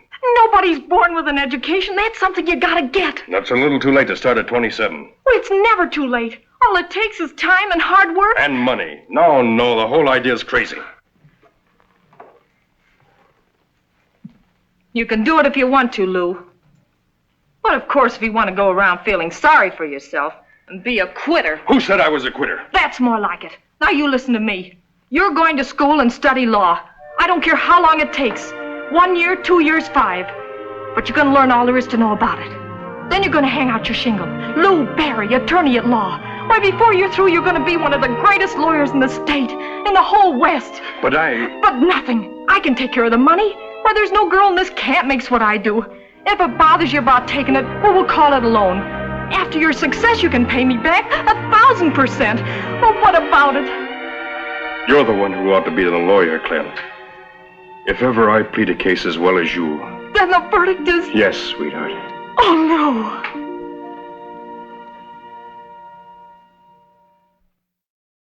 Statutory liability is one imposed upon shareholders by special statute over and above their common law liability for the protection of creditors. Is not generally a part of the corporate funds for the purpose of carrying on its business. Frankie and Johnny were sweethearts. They were so much in love.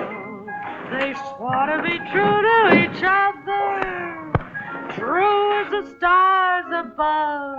He was her man, but he'd done her wrong. Frankie and Johnny went walking, Johnny in a brand new suit. My, oh my, said Frankie, doesn't Johnny look cute? He was her man, but he done her wrong.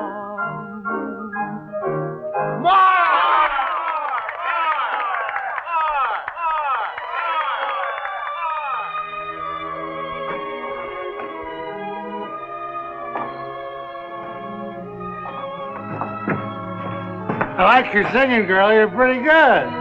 Thank you. Hey, wait a minute. How about going someplace and singing just for me? Take your hand off. That's no way for a nice warm girl to talk on a cold evening. If you weren't so drunk, I'd smash your skull in. What's the matter? She's a dance hall gal, ain't she? Come on, beat it and sober up. You all right, Clem? Oh, sure. It's just that sometimes I get so sick of all this.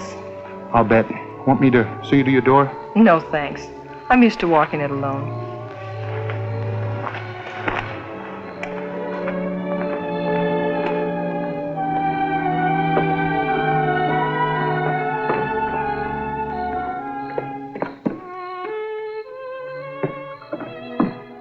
Your Honor, gentlemen of the jury, I am not pleading for the prisoner simply to win a case, any more than my respected colleague is prosecuting in order to gain a personal triumph. Our sole purpose, as yours must be, is to see justice done, so that the innocent will not suffer because of prejudice and blindness. To prove a man guilty, the law states that guilt must be established beyond the shadow of a doubt. Now, I ask you to consider carefully the evidence which has been placed before you by the prosecution. Can you honestly say, beyond the shadow of a doubt, that the accused committed the crime for which he is charged? Gentlemen, I know what your answer will be, and I thank you for your attention.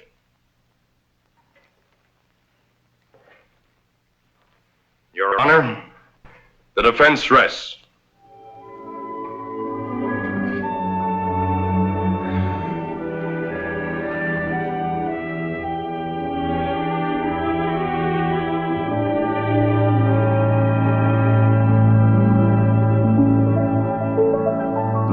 Berry, attorney at law, just as Clem had hoped. It hadn't been easy. In fact, it was an uphill climb all the way. But with Clem pushing, Lou reached the top of his profession.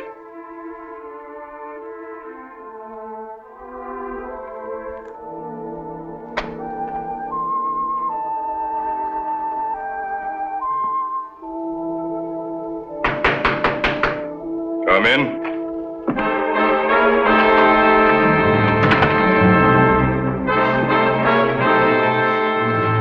Lou. Yes? It's me, Dan.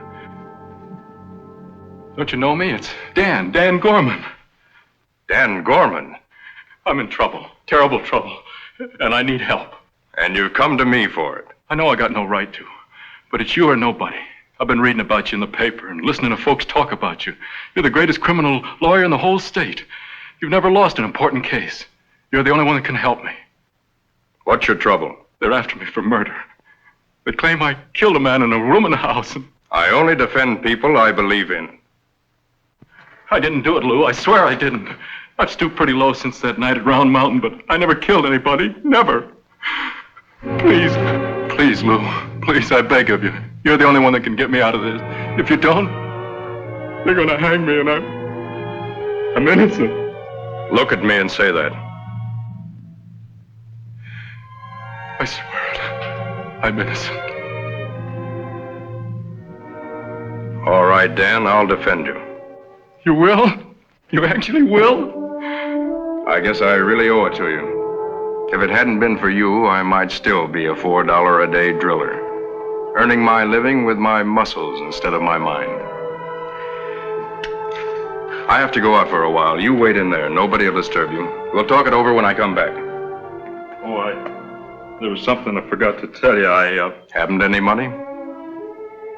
That's all right, Dan. You won't be the first one. Oh, excuse me. Oh, that's all right, dear. Come right on in.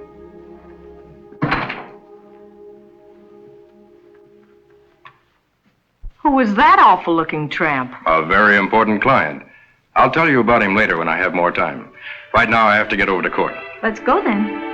Do you have to hear every speech I make to the jury? Any objection? What do you think? I haven't time for that either. I want to stop by the Van Ness Street jail before going to court. You're the boss.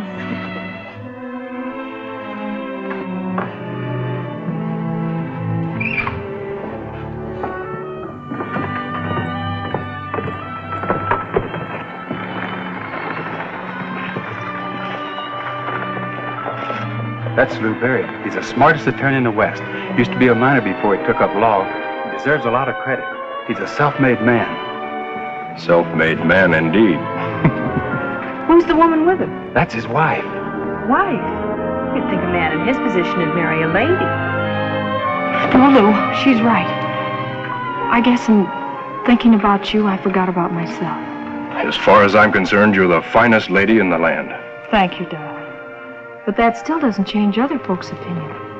I guess it's my turn now to do some studying. And my turn to pay the bills.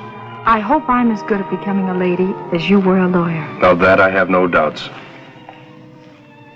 Shall we go in, Mr. Barry? Yes, Mrs. Berry.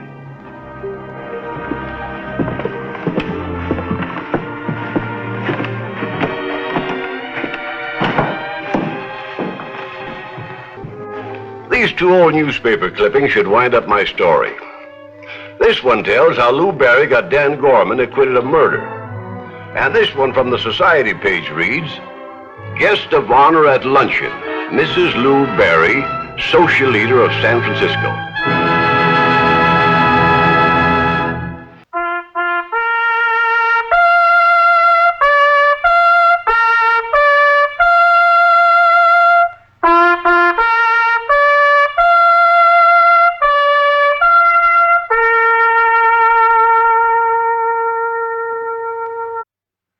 Out of every 1,000 men who joined the California gold rush, I'll bet half of them were named John. To distinguish between them, they had all kinds of nicknames, Johnny this and Johnny that. But there's only one who's gone down in history as Wheelbarrow Johnny. It is the last day of August, 1853. A wagon caravan from Indiana has just arrived in the mining camp of Hangtown. Ben, we made it. This time tomorrow, we'll be picking the gold off the ground. Hey, Armand, this is the place to outfit for the diggings. I got everything you need at prices that can't be beat. Come right on in. This is your last chance to relax before you head for the diggings. Plenty to quench your thirst and plenty of girls to dance with. And if you want to try your luck, I've got the only honest tables in town. This is the largest stock in town, man. Come on and get it. Everything you need to be fully equipped to dig gold. Well, I'll unhitch and sell my team while you're selling your wagon. Right. Come on in. Sale. Wagon for sale. Step right up, folks. I got a wagon for sale. Anybody want to buy my wagon? Get your digging equipment here, man. It's the largest stock in Anybody town. want to buy my wagon? I got a real good wagon. Meet me at the livery stable as soon as you get your money. We'll get outfitted for the diggings. Look here, folks. Wagon. That's it, boys. Come right on in. For sale. Real fine wagon for sale. Right here, folks. What make it? I built it myself. You won't find a better one anywhere. Came all the way from Indiana without a single breakdown. What you asking for it? Well, I was hoping to get $250. For a wagon that's taken the beating this one has. Well, I'll throw in the bedding and the other equipment. With all the folks coming in, that kind of stuff ain't worth nothing. Well, you think 200 would... Sold. With the bedding and equipment.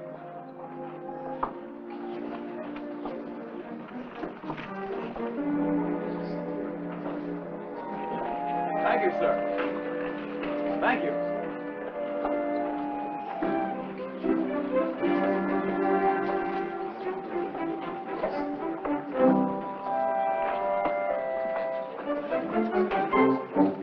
Good-looking wagon, Sam. I never saw a better one. What'd you give him for it? With the equipment, $200. Why, you big skinflint. You ought to be ashamed of yourself. He's only a kid. If he's old enough to wear long pants, he's old enough to look out for himself.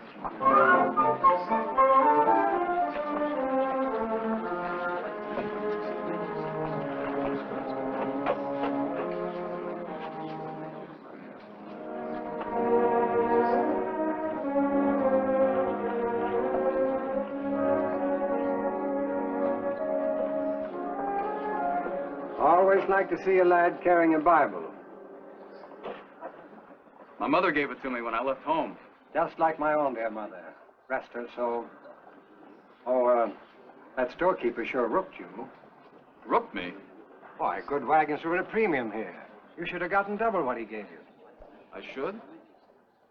Well, I guess that's what comes of being in too much of a hurry. Yes, you've got to keep a sharp eye out here, Sonny. See this? I made all this money in less than 2 hours, just by having a sharp eye. Well, how do you mean? Come along, I'll show you. Well, I'm meeting somebody at the stable. Well, that's all right. It's right on the way.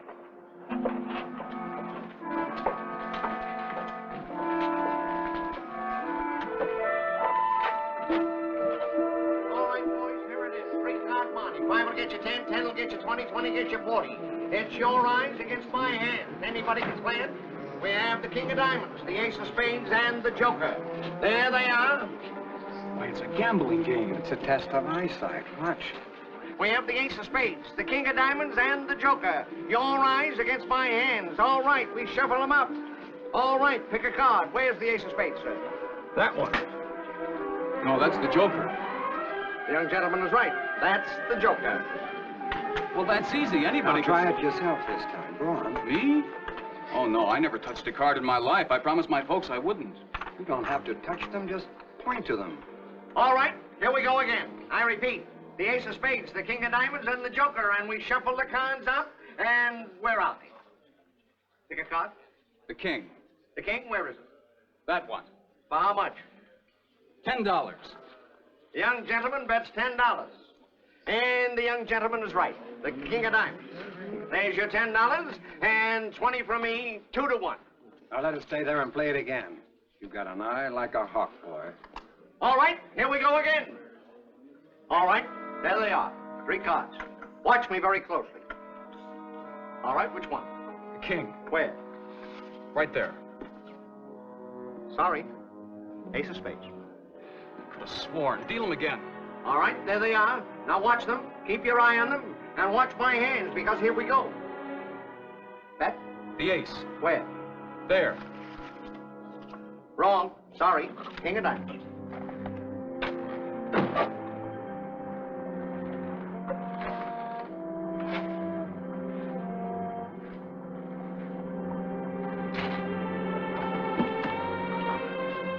John, where you been? I've been looking high and low for you. Now, get your equipment ready, because we're all ready to leave. Have to go without me, Ben. Without you? I haven't got any grub stake. Well, how come? You sold your wagon, didn't you? Yeah, I sold it. For $200. And I lost it in there. Gambling? John, what would your folks say? They'd say it serves me right. Look, John, well, I got some money left over from the sale of my team, and, well, I'll buy you some of the things you need, and with what I got, we'll make out. No, thanks, Ben. I don't want to impose on you because of my own lunkheadedness. Well, you wouldn't be, John. No. I'll join you later when I've earned some money.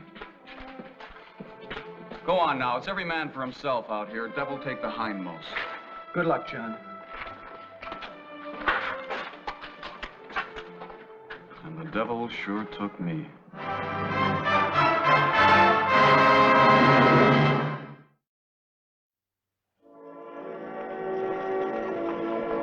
Hi, Sam. Got my wheelbarrow ready? Well, let's go see.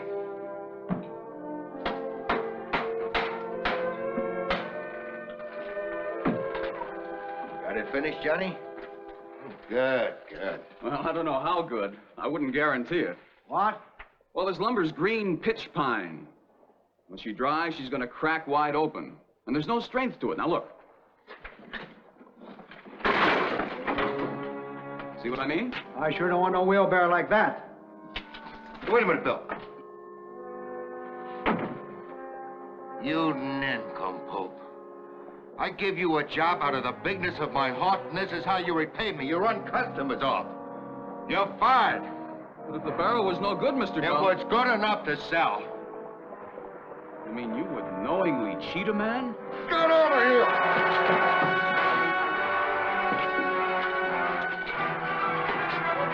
I gave you a $5 advance. Don't you leave town until you paid it back. Yes, sir. No, sir. Yes, sir. No, sir.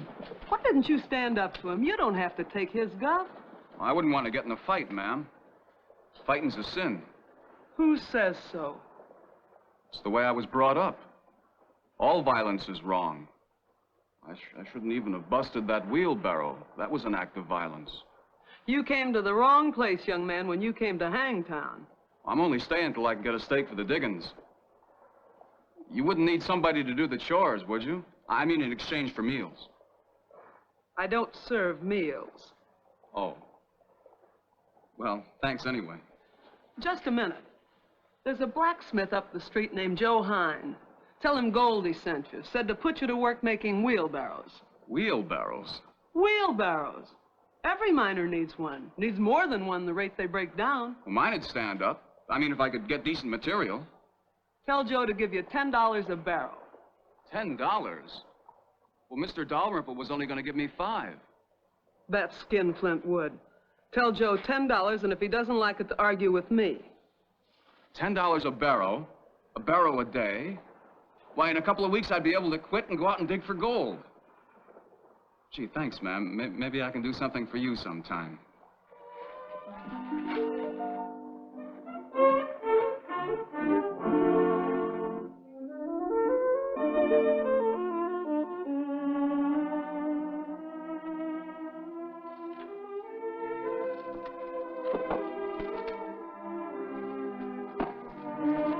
I got another one finished, Mr. Hines. Huh?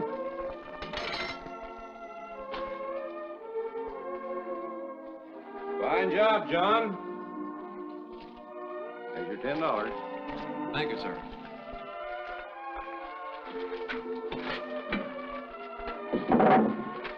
It's $10 to give me almost as much as I need to buy my outfit and join my friends at the diggings.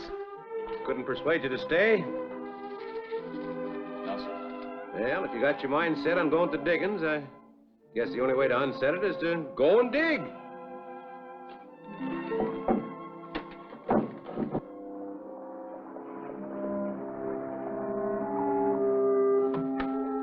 Good evening, Mr. Dalrymple. What do you want? I got a list here of the things I want to take to the diggings.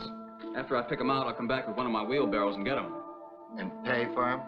Don't worry, I've got the money. Fire!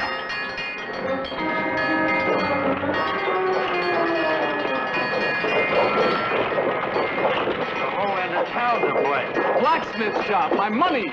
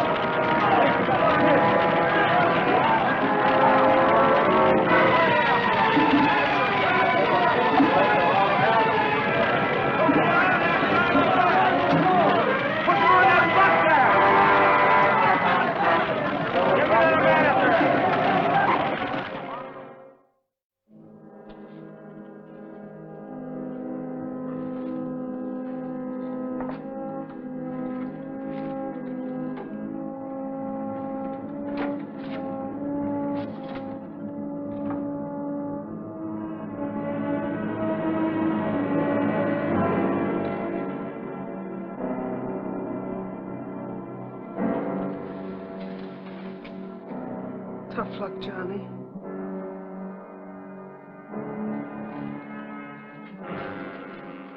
Why do these things always happen to me? There's plenty of others that lost everything. Must be punishment for something that... Don't stop blaming yourself. It just happened, that's all. These things don't just happen. We bring them on ourselves. I've been doing something that's wrong. Well, for one thing, it was wrong to keep the money under the floor. You should have put it in the bank. The bank has a safe that even a fire can't touch.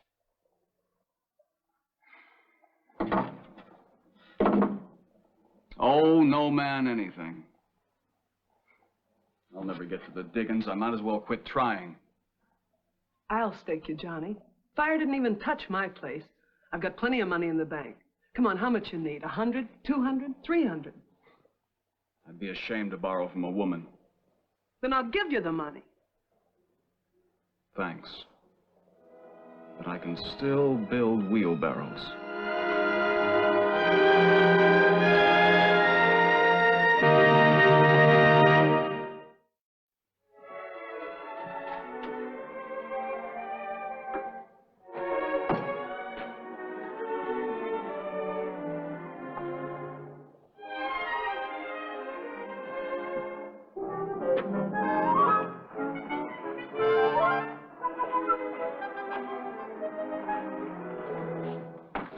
Yes, sir? I'd like to open an account. Well, come on in. The bank is always glad to welcome a new depositor. Just, sign your name right here. Your money couldn't be in a safer place.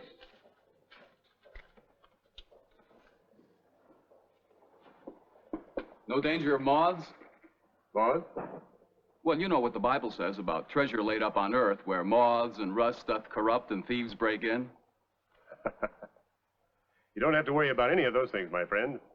Not with this bank. There you are. $35. Thank you. Guess I don't have to worry about fires now. Ben! Johnny! Well, Johnny, where you been? We've been expecting to turn up the diggings every day. Well, I was all ready, but the big fire cleaned me out. Sorry, John. Is that gold? Hefty.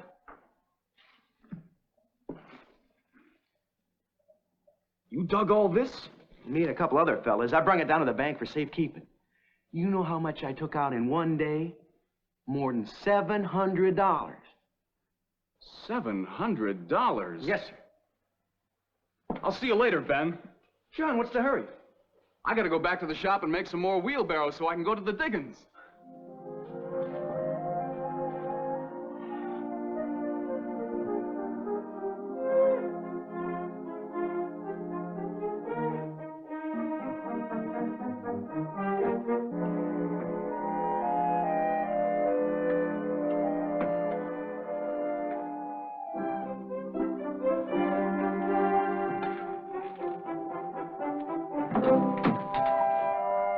Miss Goldie. So Wheelbarrow Johnny's going to the diggings at last. I would have gone before this if I hadn't had so many orders to fill, and I didn't want to disappoint folks. Say, when's Joe coming back from Sacramento? He's due in this afternoon. You bought your outfit yet? Nope, I'm going over to the bank now and then to the store. Know how much money I got in the bank, Miss Goldie? $3,000.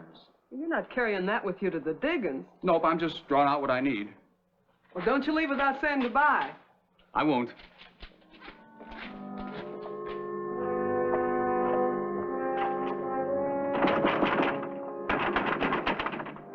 Open up! Sorry, the bank's closed. But it's only 2 o'clock. We're closing early today. Monthly audit. Look here, I gotta draw out some money. I'm leaving town in the morning, going to the diggings. I gotta get my supplies. Sorry, you'll have to wait till tomorrow.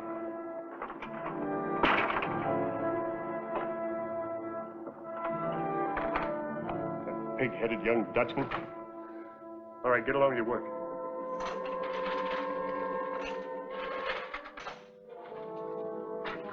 Everything out of the safe and packed up so we can move it out of here after dark.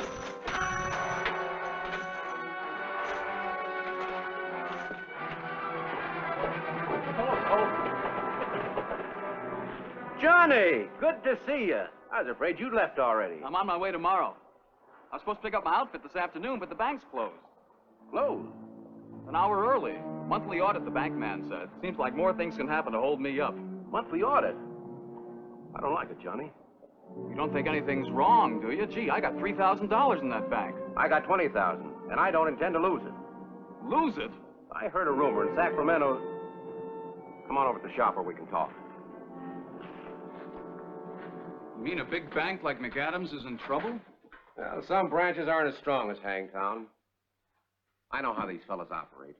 They get in a jam in one place, can't meet their obligations. They have money from another branch to take care of it. Rob from Peter to pay Paul. They'd rob us? No, they wouldn't call it that. Somehow they've always been able to make it good. I don't like the sound of things. Well, what do you think we can do? Well, they wouldn't dare take it out in daylight. If they're going to do it at all, they do it at night.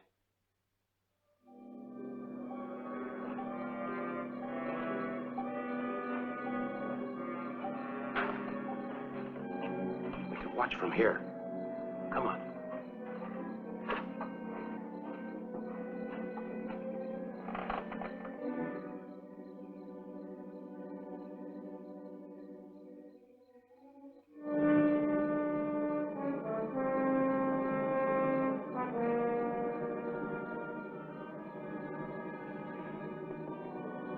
Stars are fading.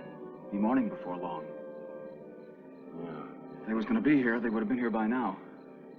Looks like we wasted a night's sleep for nothing. Well, at least our money's safe. First thing in the morning, I can go and draw out what I...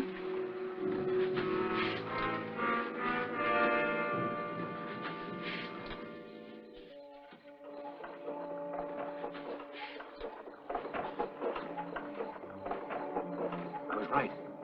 They are taking it out of the bank.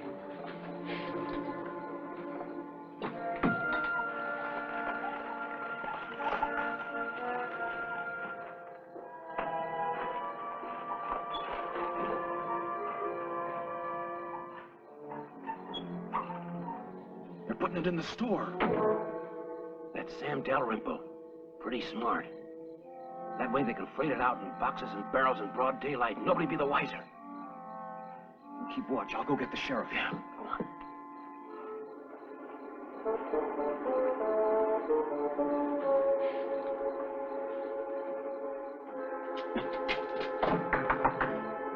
Sheriff? Sheriff!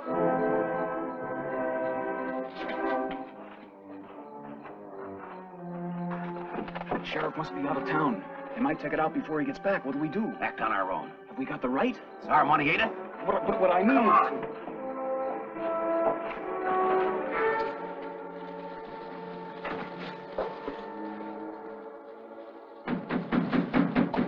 Open up!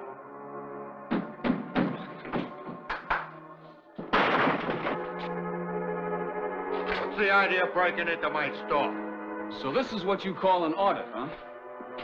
Sneaking this out of town to some other branch, eh? What business is it of yours? $20,000 of that happens to be mine. And $3,000 is mine. Very well, gentlemen. I'll give it to you. And the rest you'll put back in the bank.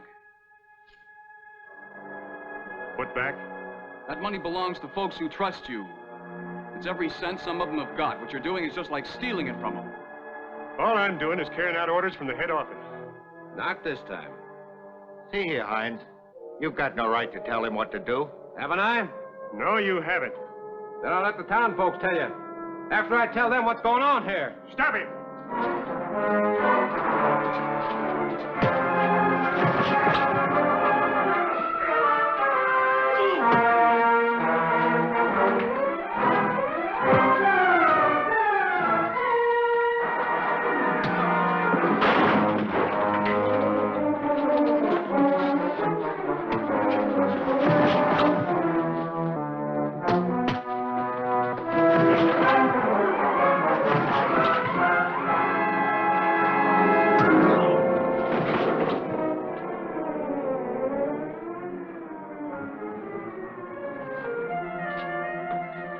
All right, now everybody grab an armload. It's getting daylight. Somebody will see us if we go traipsing over to the bank with it now. Yeah. All right, you go back to the bank and get ready to open up as usual. Joe and I'll take care of this.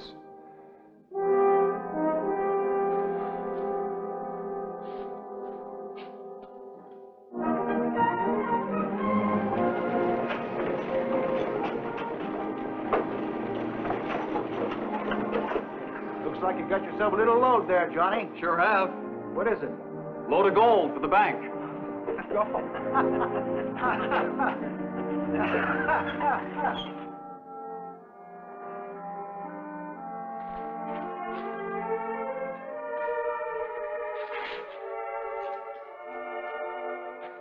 Johnny, Joe tells me you're pretty good with your fists. I'm proud of you.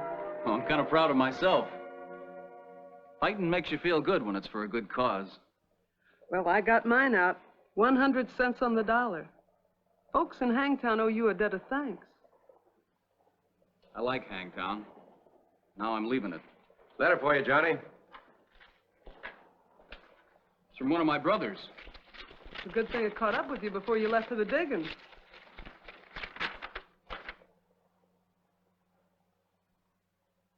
I won't be going to the diggings. Not going? Not now or ever. Johnny. I can use my money to better advantage back home. So I'm going back to Indiana, South Bend. What'll you do when you get there? Make wheelbarrows? No, ma'am. I'll build wagons.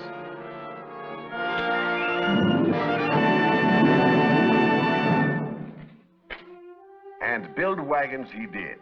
And from wagons went on to automobiles. That money he'd earned and saved in Hangtown was the initial capital for a company that became world famous.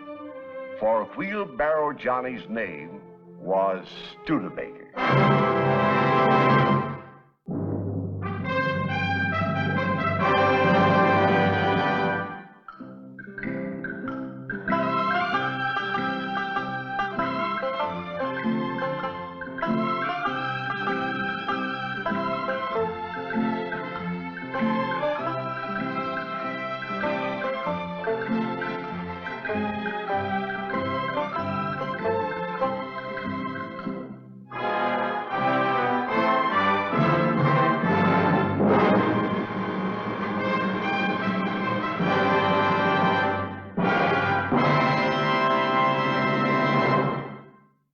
কালকে থেকে ভালো হবে সাইমা আজকে do or die কিন্তু হ্যাঁ ইনশাআল্লাহ ভালো হবে আর মাত্র 5 মিনিটস বাকি আছে only 5 মিনিটস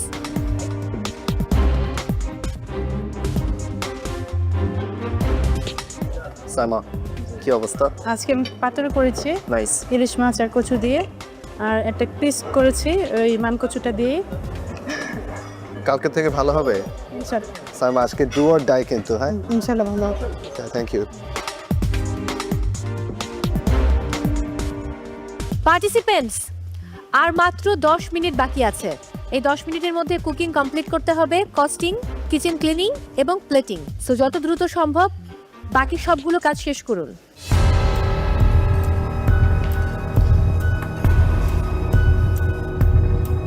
আজকে কনফিডেন্ট মনে হচ্ছে সবাইকে। সাইমা আর লাকি আজকে তাদের ডিফারেন্সেস মানিয়ে নিয়ে একসাথে মোটামুটি ভালোই কাজ করতেছে। নিশাতে কাউন্টার দেখলাম একটা বিফের ডিশ করতেছে।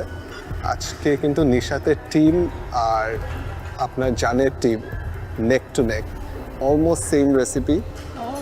চিংড়ি দিয়ে কচুর ডগা দিয়ে একটা কারি টাইপ করতেছে, green in colour, almost same. So ভালোই একটা কম্পিটিশন হবে তাদের মধ্যে। সবাই কি মানে চিংড়ি নিয়ে খেলছে না? মোটামুটি চিংড়ি নিয়েই।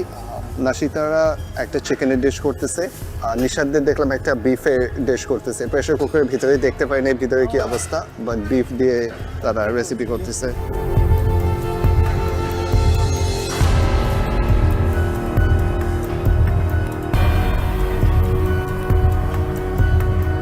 আর মাত্র 5 মিনিটস বাকি আছে, অনলি 5 মিনিটস। এই 5 মিনিটসের মধ্যে প্লেটিং কমপ্লিট করতে হবে, costing and kitchen cleaning. So হাতের সময় একেবারেই কম, please hurry up.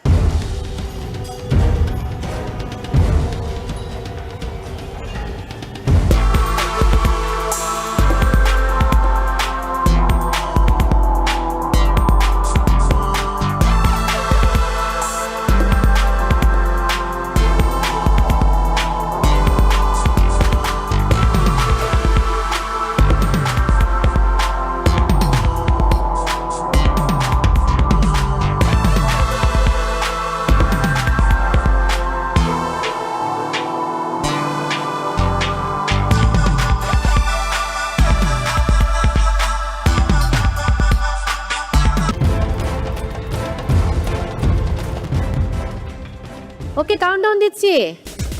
10, 9, 8, 7, 6, 5, 4, 3, 2, 1, 0 and time's up.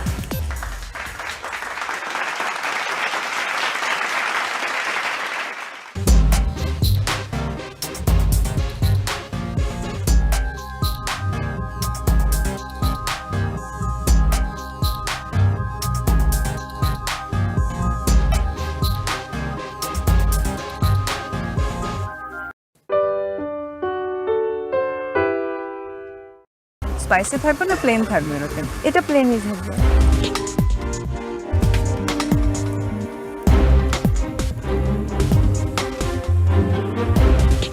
আমি আজকে করছি সিচিলিয়ান পেপার বিফ, বকচোই আর হোমমেড নুডলস রামেন। অলমোস্ট আমার ডান হয়ে গেছে। আমি এখন ব্রোডটা বানাচ্ছি রামেনের।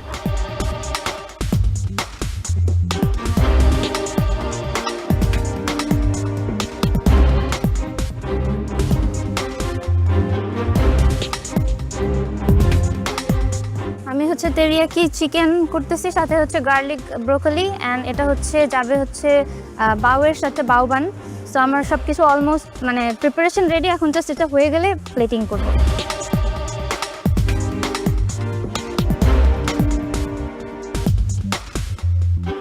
আমার আজকের রেসিপি ছিল roasted tomato and cheese stuff crispy chicken breast with mushroom risotto.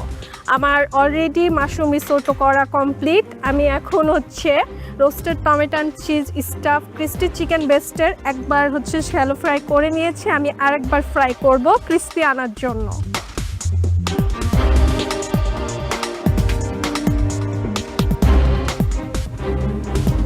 আজকে আমার ডিশ ছিল প্রন বিস্ক, আর সাথে আমি সার্ভ করবো হচ্ছে গিয়ে প্রন বল দিয়ে, আর আমার হোমমেড ব্রেড যেটা সেটার সব কিছু শেষ হয়ে গেছে। আশা করি এই টাইমের মধ্যে আমি কমপ্লিট করতে পারবো।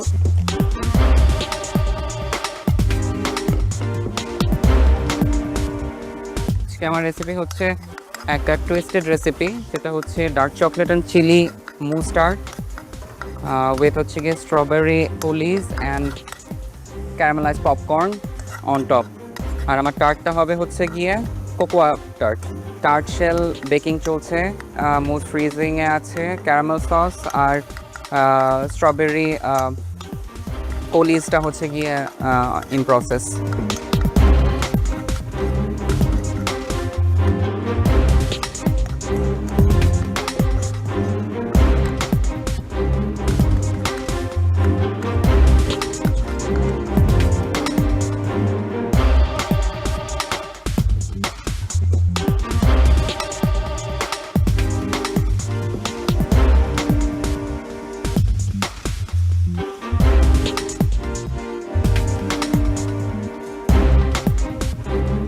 ডার্সেন বানাচ্ছি, আর ওখানে আমার অ্যাপেল পাই রেডি, আর ওভেনে আমার পাই আছে, আর আমার একটা কম্পোট রেডি হয়েছে। এটা এখন জাস্ট এটা আমি ফ্রাই করে কম্পোটে ডিপ করব। সো এটা তো জাস্ট ডার্সেনটা হচ্ছে, right? And then what's the plan, মানে এটাকে অরেঞ্জ হানি কিভাবে? অরেঞ্জ হানি সস বানিয়েছি, সসে আমি ডিপ করে দিই জাস্ট।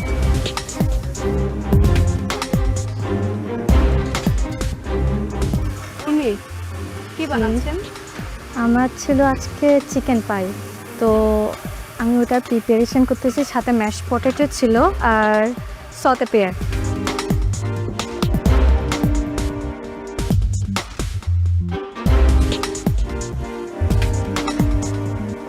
আমি মোজারেলা যে উপরে টপিং সসটা যাবে ওইটা রেডি করে ফেলেছি, আর ডিপটাও রেডি করে ফেলেছি। নাচোস আমার হয়ে গেছে। নাচোস ডান? জি, ওকে। সুন্দর, খুব সুন্দর হয়েছে। এই প্লেন থাকবে নাকি? সস বানাবো কয়েকটা, আর এটা উপরে বিফের উপরে যাবে। স্পাইসি থাকবে না প্লেন থাকবে এরকম? এটা প্লেনই থাকবে।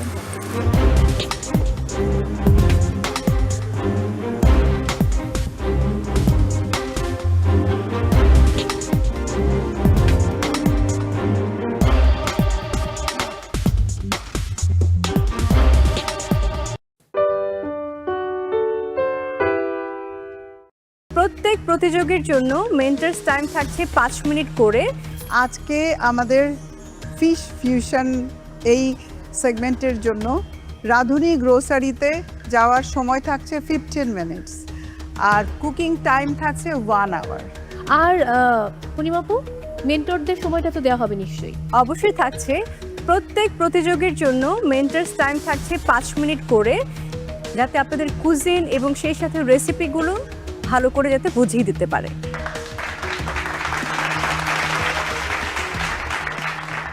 Thank you. আমি আমার টিম বিজ্ঞ বিচারক অনুরোধ করব তাদের আসনে বসার জন্য। অনেক ধন্যবাদ।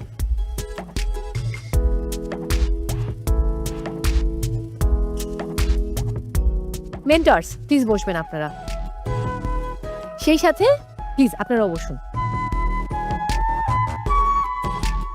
মেন্টরস, আপনারা পাচ্ছেন আপনাদের প্রত্যেক প্রতিযোগীর জন্য 5 মিনিটস, এবং মেন্টরস টাইম শুরু হচ্ছে এখন। ফিশ যেটা আপনি ভাজবেন, এখন আপনি একটা চিলি অয়েল বানাবেন। হাফ করে এই যে চাংগুলো থাকে না, ফিশটা অ্যাকচুয়ালি হাইলাইট হতে হবে। বিকন সুগার ফিশ দিলা টেস্টটা কেমন? আপনি আগে গুলি দিন, অর্ডার লিখে নিন, টাইমটা বেশি নেয়। যে কারিটা আছে, কারিটা অনেক ফ্লেভারফুল, অনিয়ন সুপে যে কালারটা হয় ওই কালারটা হবে। যখন আমার মেন্টর আমাকে খুব সুন্দর করে বুঝিয়ে দিয়েছে আসলে এই কুইজিনটা এভাবে করতে হবে, তখন আমার কাছে মনে হলো যে এটা অনেক অনেক অনেক সোজা এবং সরল একটা রেসিপি, আমি পারবো। খুব বেশি হচ্ছে কারিটা দিবা, ফিলিংটা হচ্ছে কি মাছটা fish sauce paper lemon juice testing flavour হিসেবে এরকম অফার করে নেব। মালয়েশিয়ান কুজিন পাওয়ার পর থেকে আমার মাথায় কাজ করছে যে আমি আজকে একটা ফিশ ফ্রাই টাইপের কিছু করতে চাই। যখন আমার মেন্টরের সাথে এটা নিয়ে কথা বললাম, তখন উনি আমাকে বলল যে আমি করতে পারি, কিন্তু সে আমাকে অনেক কিছু সাজেস্ট করলো যেটা দিয়ে আমার ডিশটা আরও বেটার হতে পারে। ভালো করে so best of luck, good luck. Okay, thank you. আমি স্পাইসেসগুলো ঠিক কোন যে সস দরকার এটার মধ্যে, হ্যাঁ মানে হচ্ছে আপনার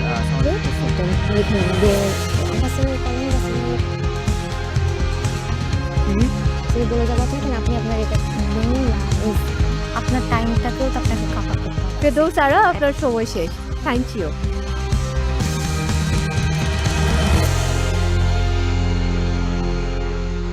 পার্টিসিপেন্টস, এবারে রাধুনী স্টোরে যাবার পালা। আর আপনারা সবাই জানেন রাধুনী স্টোরের জন্য আপনাদের সময় হচ্ছে 15 মিনিটস। সো আপনাদের সময় শুরু হচ্ছে এখন।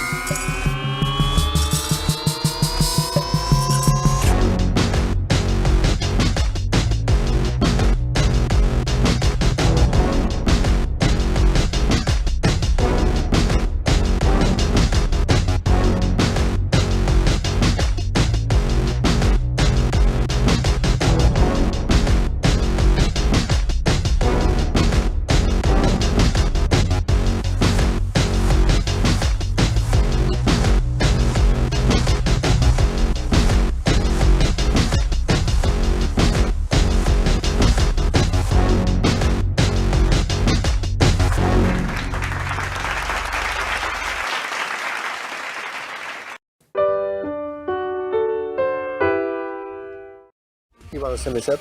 আমি করছি কচুর ডগা দিয়ে চিংড়ি মাছ দিয়ে নারকেলের দুধ দিয়ে, আর একটা হচ্ছে কচুর যে গোটাটা আছে গোটাটা দিয়ে হচ্ছে আমি গরুর মাংস দিয়ে ভেনা করছি। আমি আজকে করছি মানকচু দিয়ে ইলিশ মাছ দিয়ে একটু নারকেল দিয়ে ঝোল করছি, যেহেতু আমাদের দেশি স্টাইলে আমার মায়ের হাতের রান্না এটা।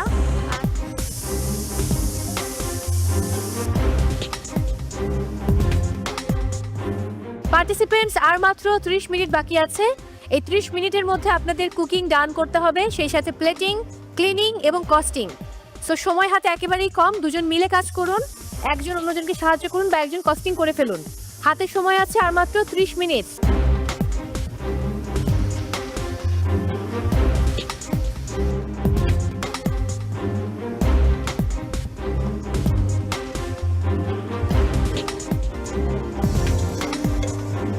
আজকের আমাদের মেইন ইনগ্রেডিয়েন্ট ছিল হচ্ছে কচুর মুখ, মানকচুর মুখ আর মানকচুর ডাঁটা।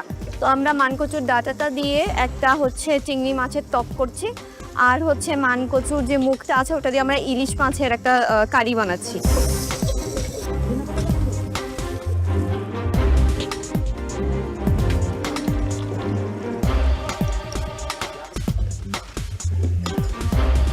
আজকে আমরা করছি কচুর ডগা দিয়ে একটা কচু ঘোটা, আর করছি কচু ইলিশ মাছের পাতুরি, যেটা ইটা আছে গোড়াটা আছে সেটা দিয়ে।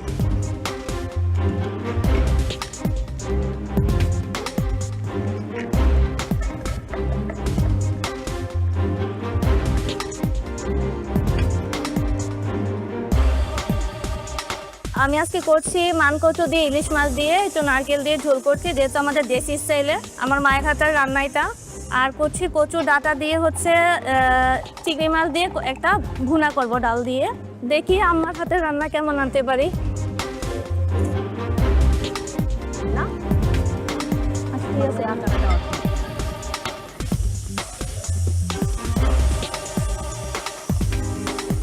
আজকে আমরা বানাচ্ছি কচুর কোরমা, সাথে কচুর ডগা ভাজি, আর সাথে আমরা কচুর একটা গোলাপ জামুন বানাচ্ছি, আর সাথে থাকবে প্লেন রাইস।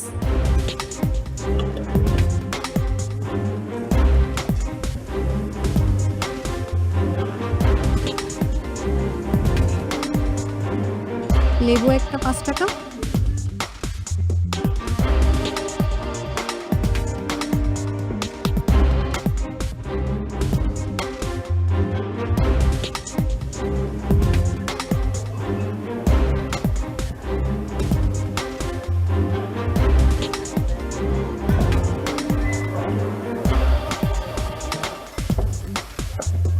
কি বানাচ্ছেন নিশাত? আমি করছি কচুর ডগা দিয়ে চিংড়ি মাছ দিয়ে নারকেলের দুধ দিয়ে, আর একটা হচ্ছে কচুর যে গোটাটা আছে গোটাটা দিয়ে হচ্ছে আমি গরুর মাংস দিয়ে ভেনা করছি। আর একটা খান্দাই করেছি, ওটা হচ্ছে বিয়ে বিক্রি নর্মালে, আর হচ্ছে আমি খিতা রুটি করবো 2 ধরনের, একটা একটু স্পাইসি করে আর একটা নর্মাল খিতা রুটি করবো। কালকে থেকে বেটার হবে ইনশাল্লাহ।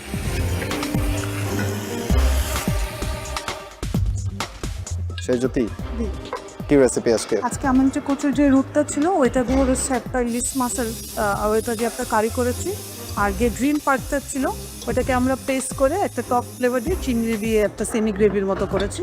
আর সাথে হচ্ছে আদা ভাত, একটু পেঁয়াজ মরিচ ভর্তা। Good luck. রূপা, কি বানানো হচ্ছে? এটা হচ্ছে কচুর ডাঁটা দিয়ে আমি চিংড়ি মাছ দিয়ে এটা ভুনা করছি। এটা ডাল আছে, একটু নারকেল আছে।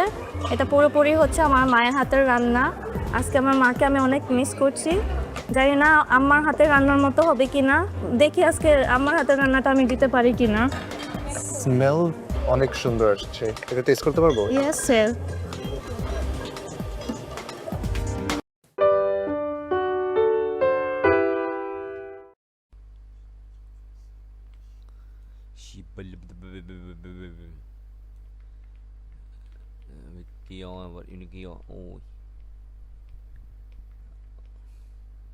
Golden exclusive mà kinh lắm.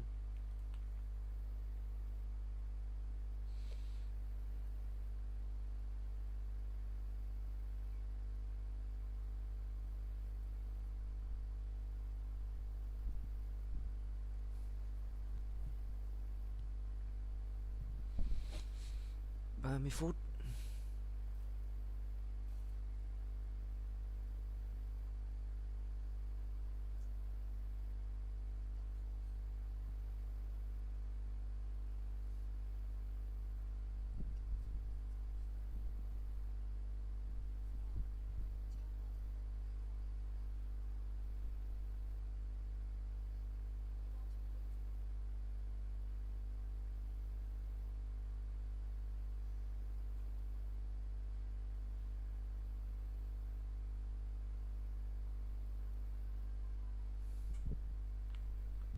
xong rồi, trò chơi thuốc rồi.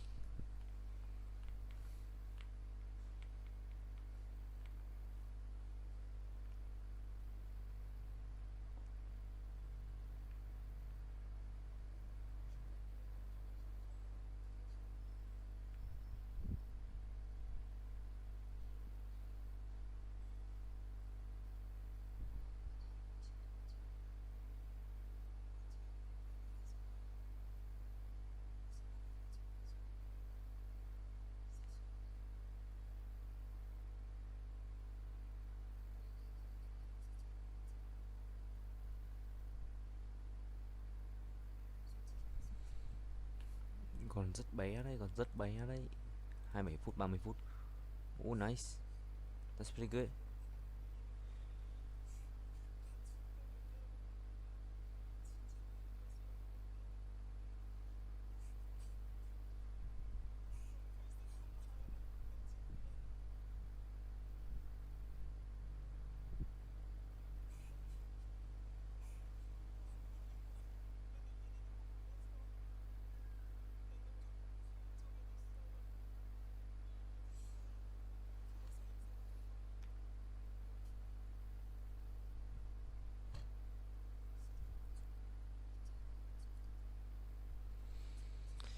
Hành vi bao che.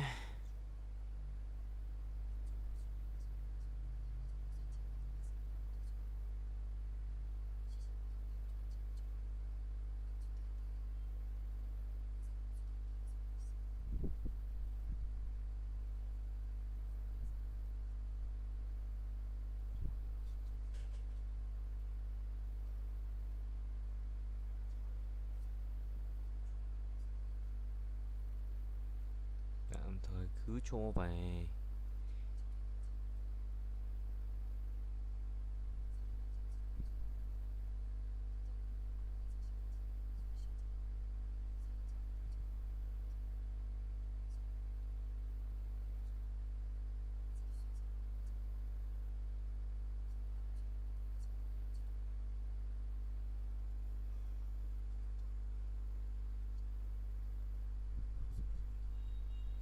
Đừng vội kết luận.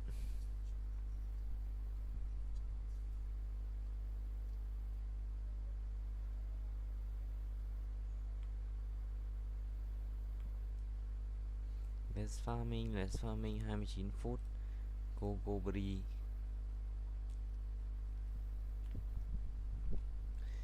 Farming cực binh chi lông ấy.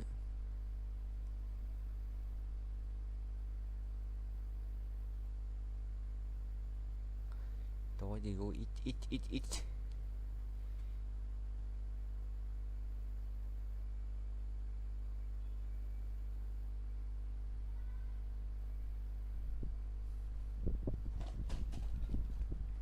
Oh, last one. The last one. Let's go.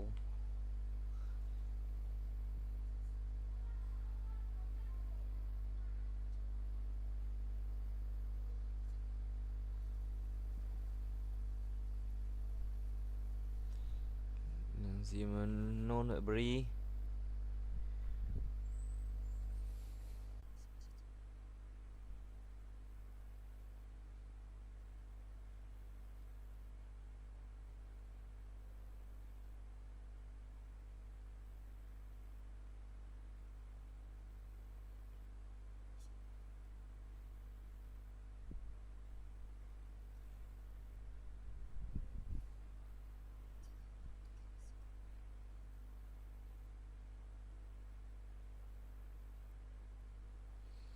Oh, pretty so noob.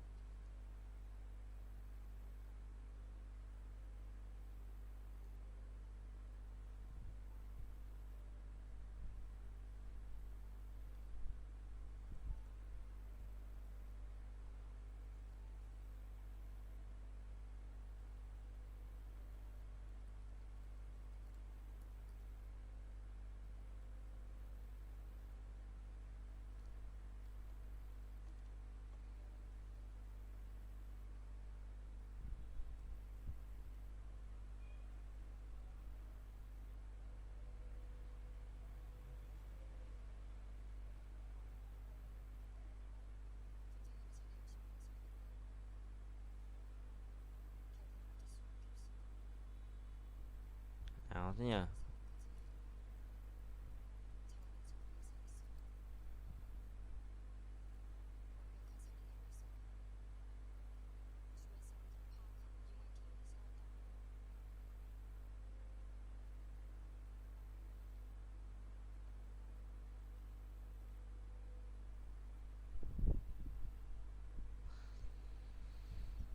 Phim trong truyện của Doraemon vậy.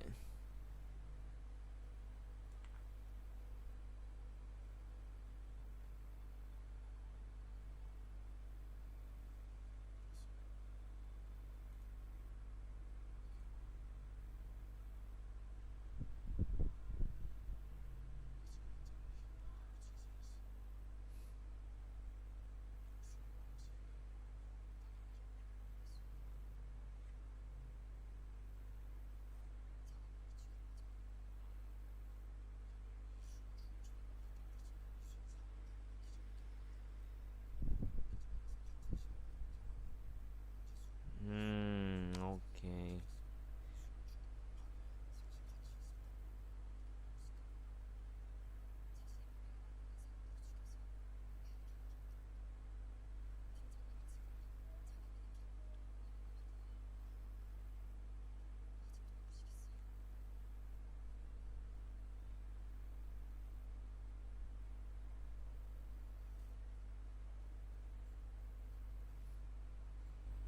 What, Bri? I can't see anything.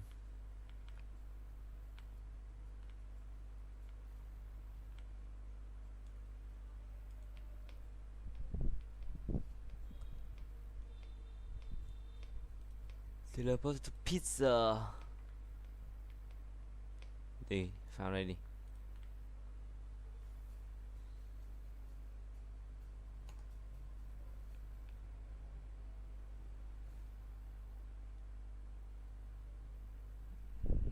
Phim căng đấy, càng ngày không hiểu cái gì.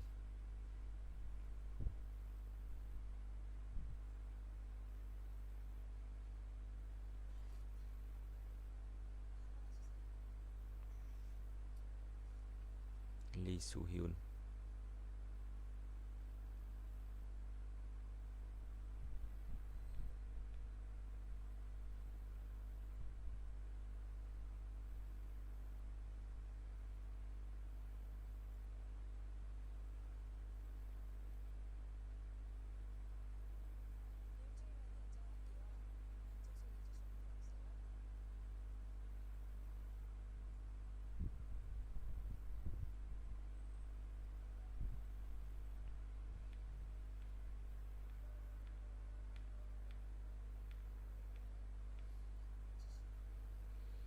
Như cái gì vậy?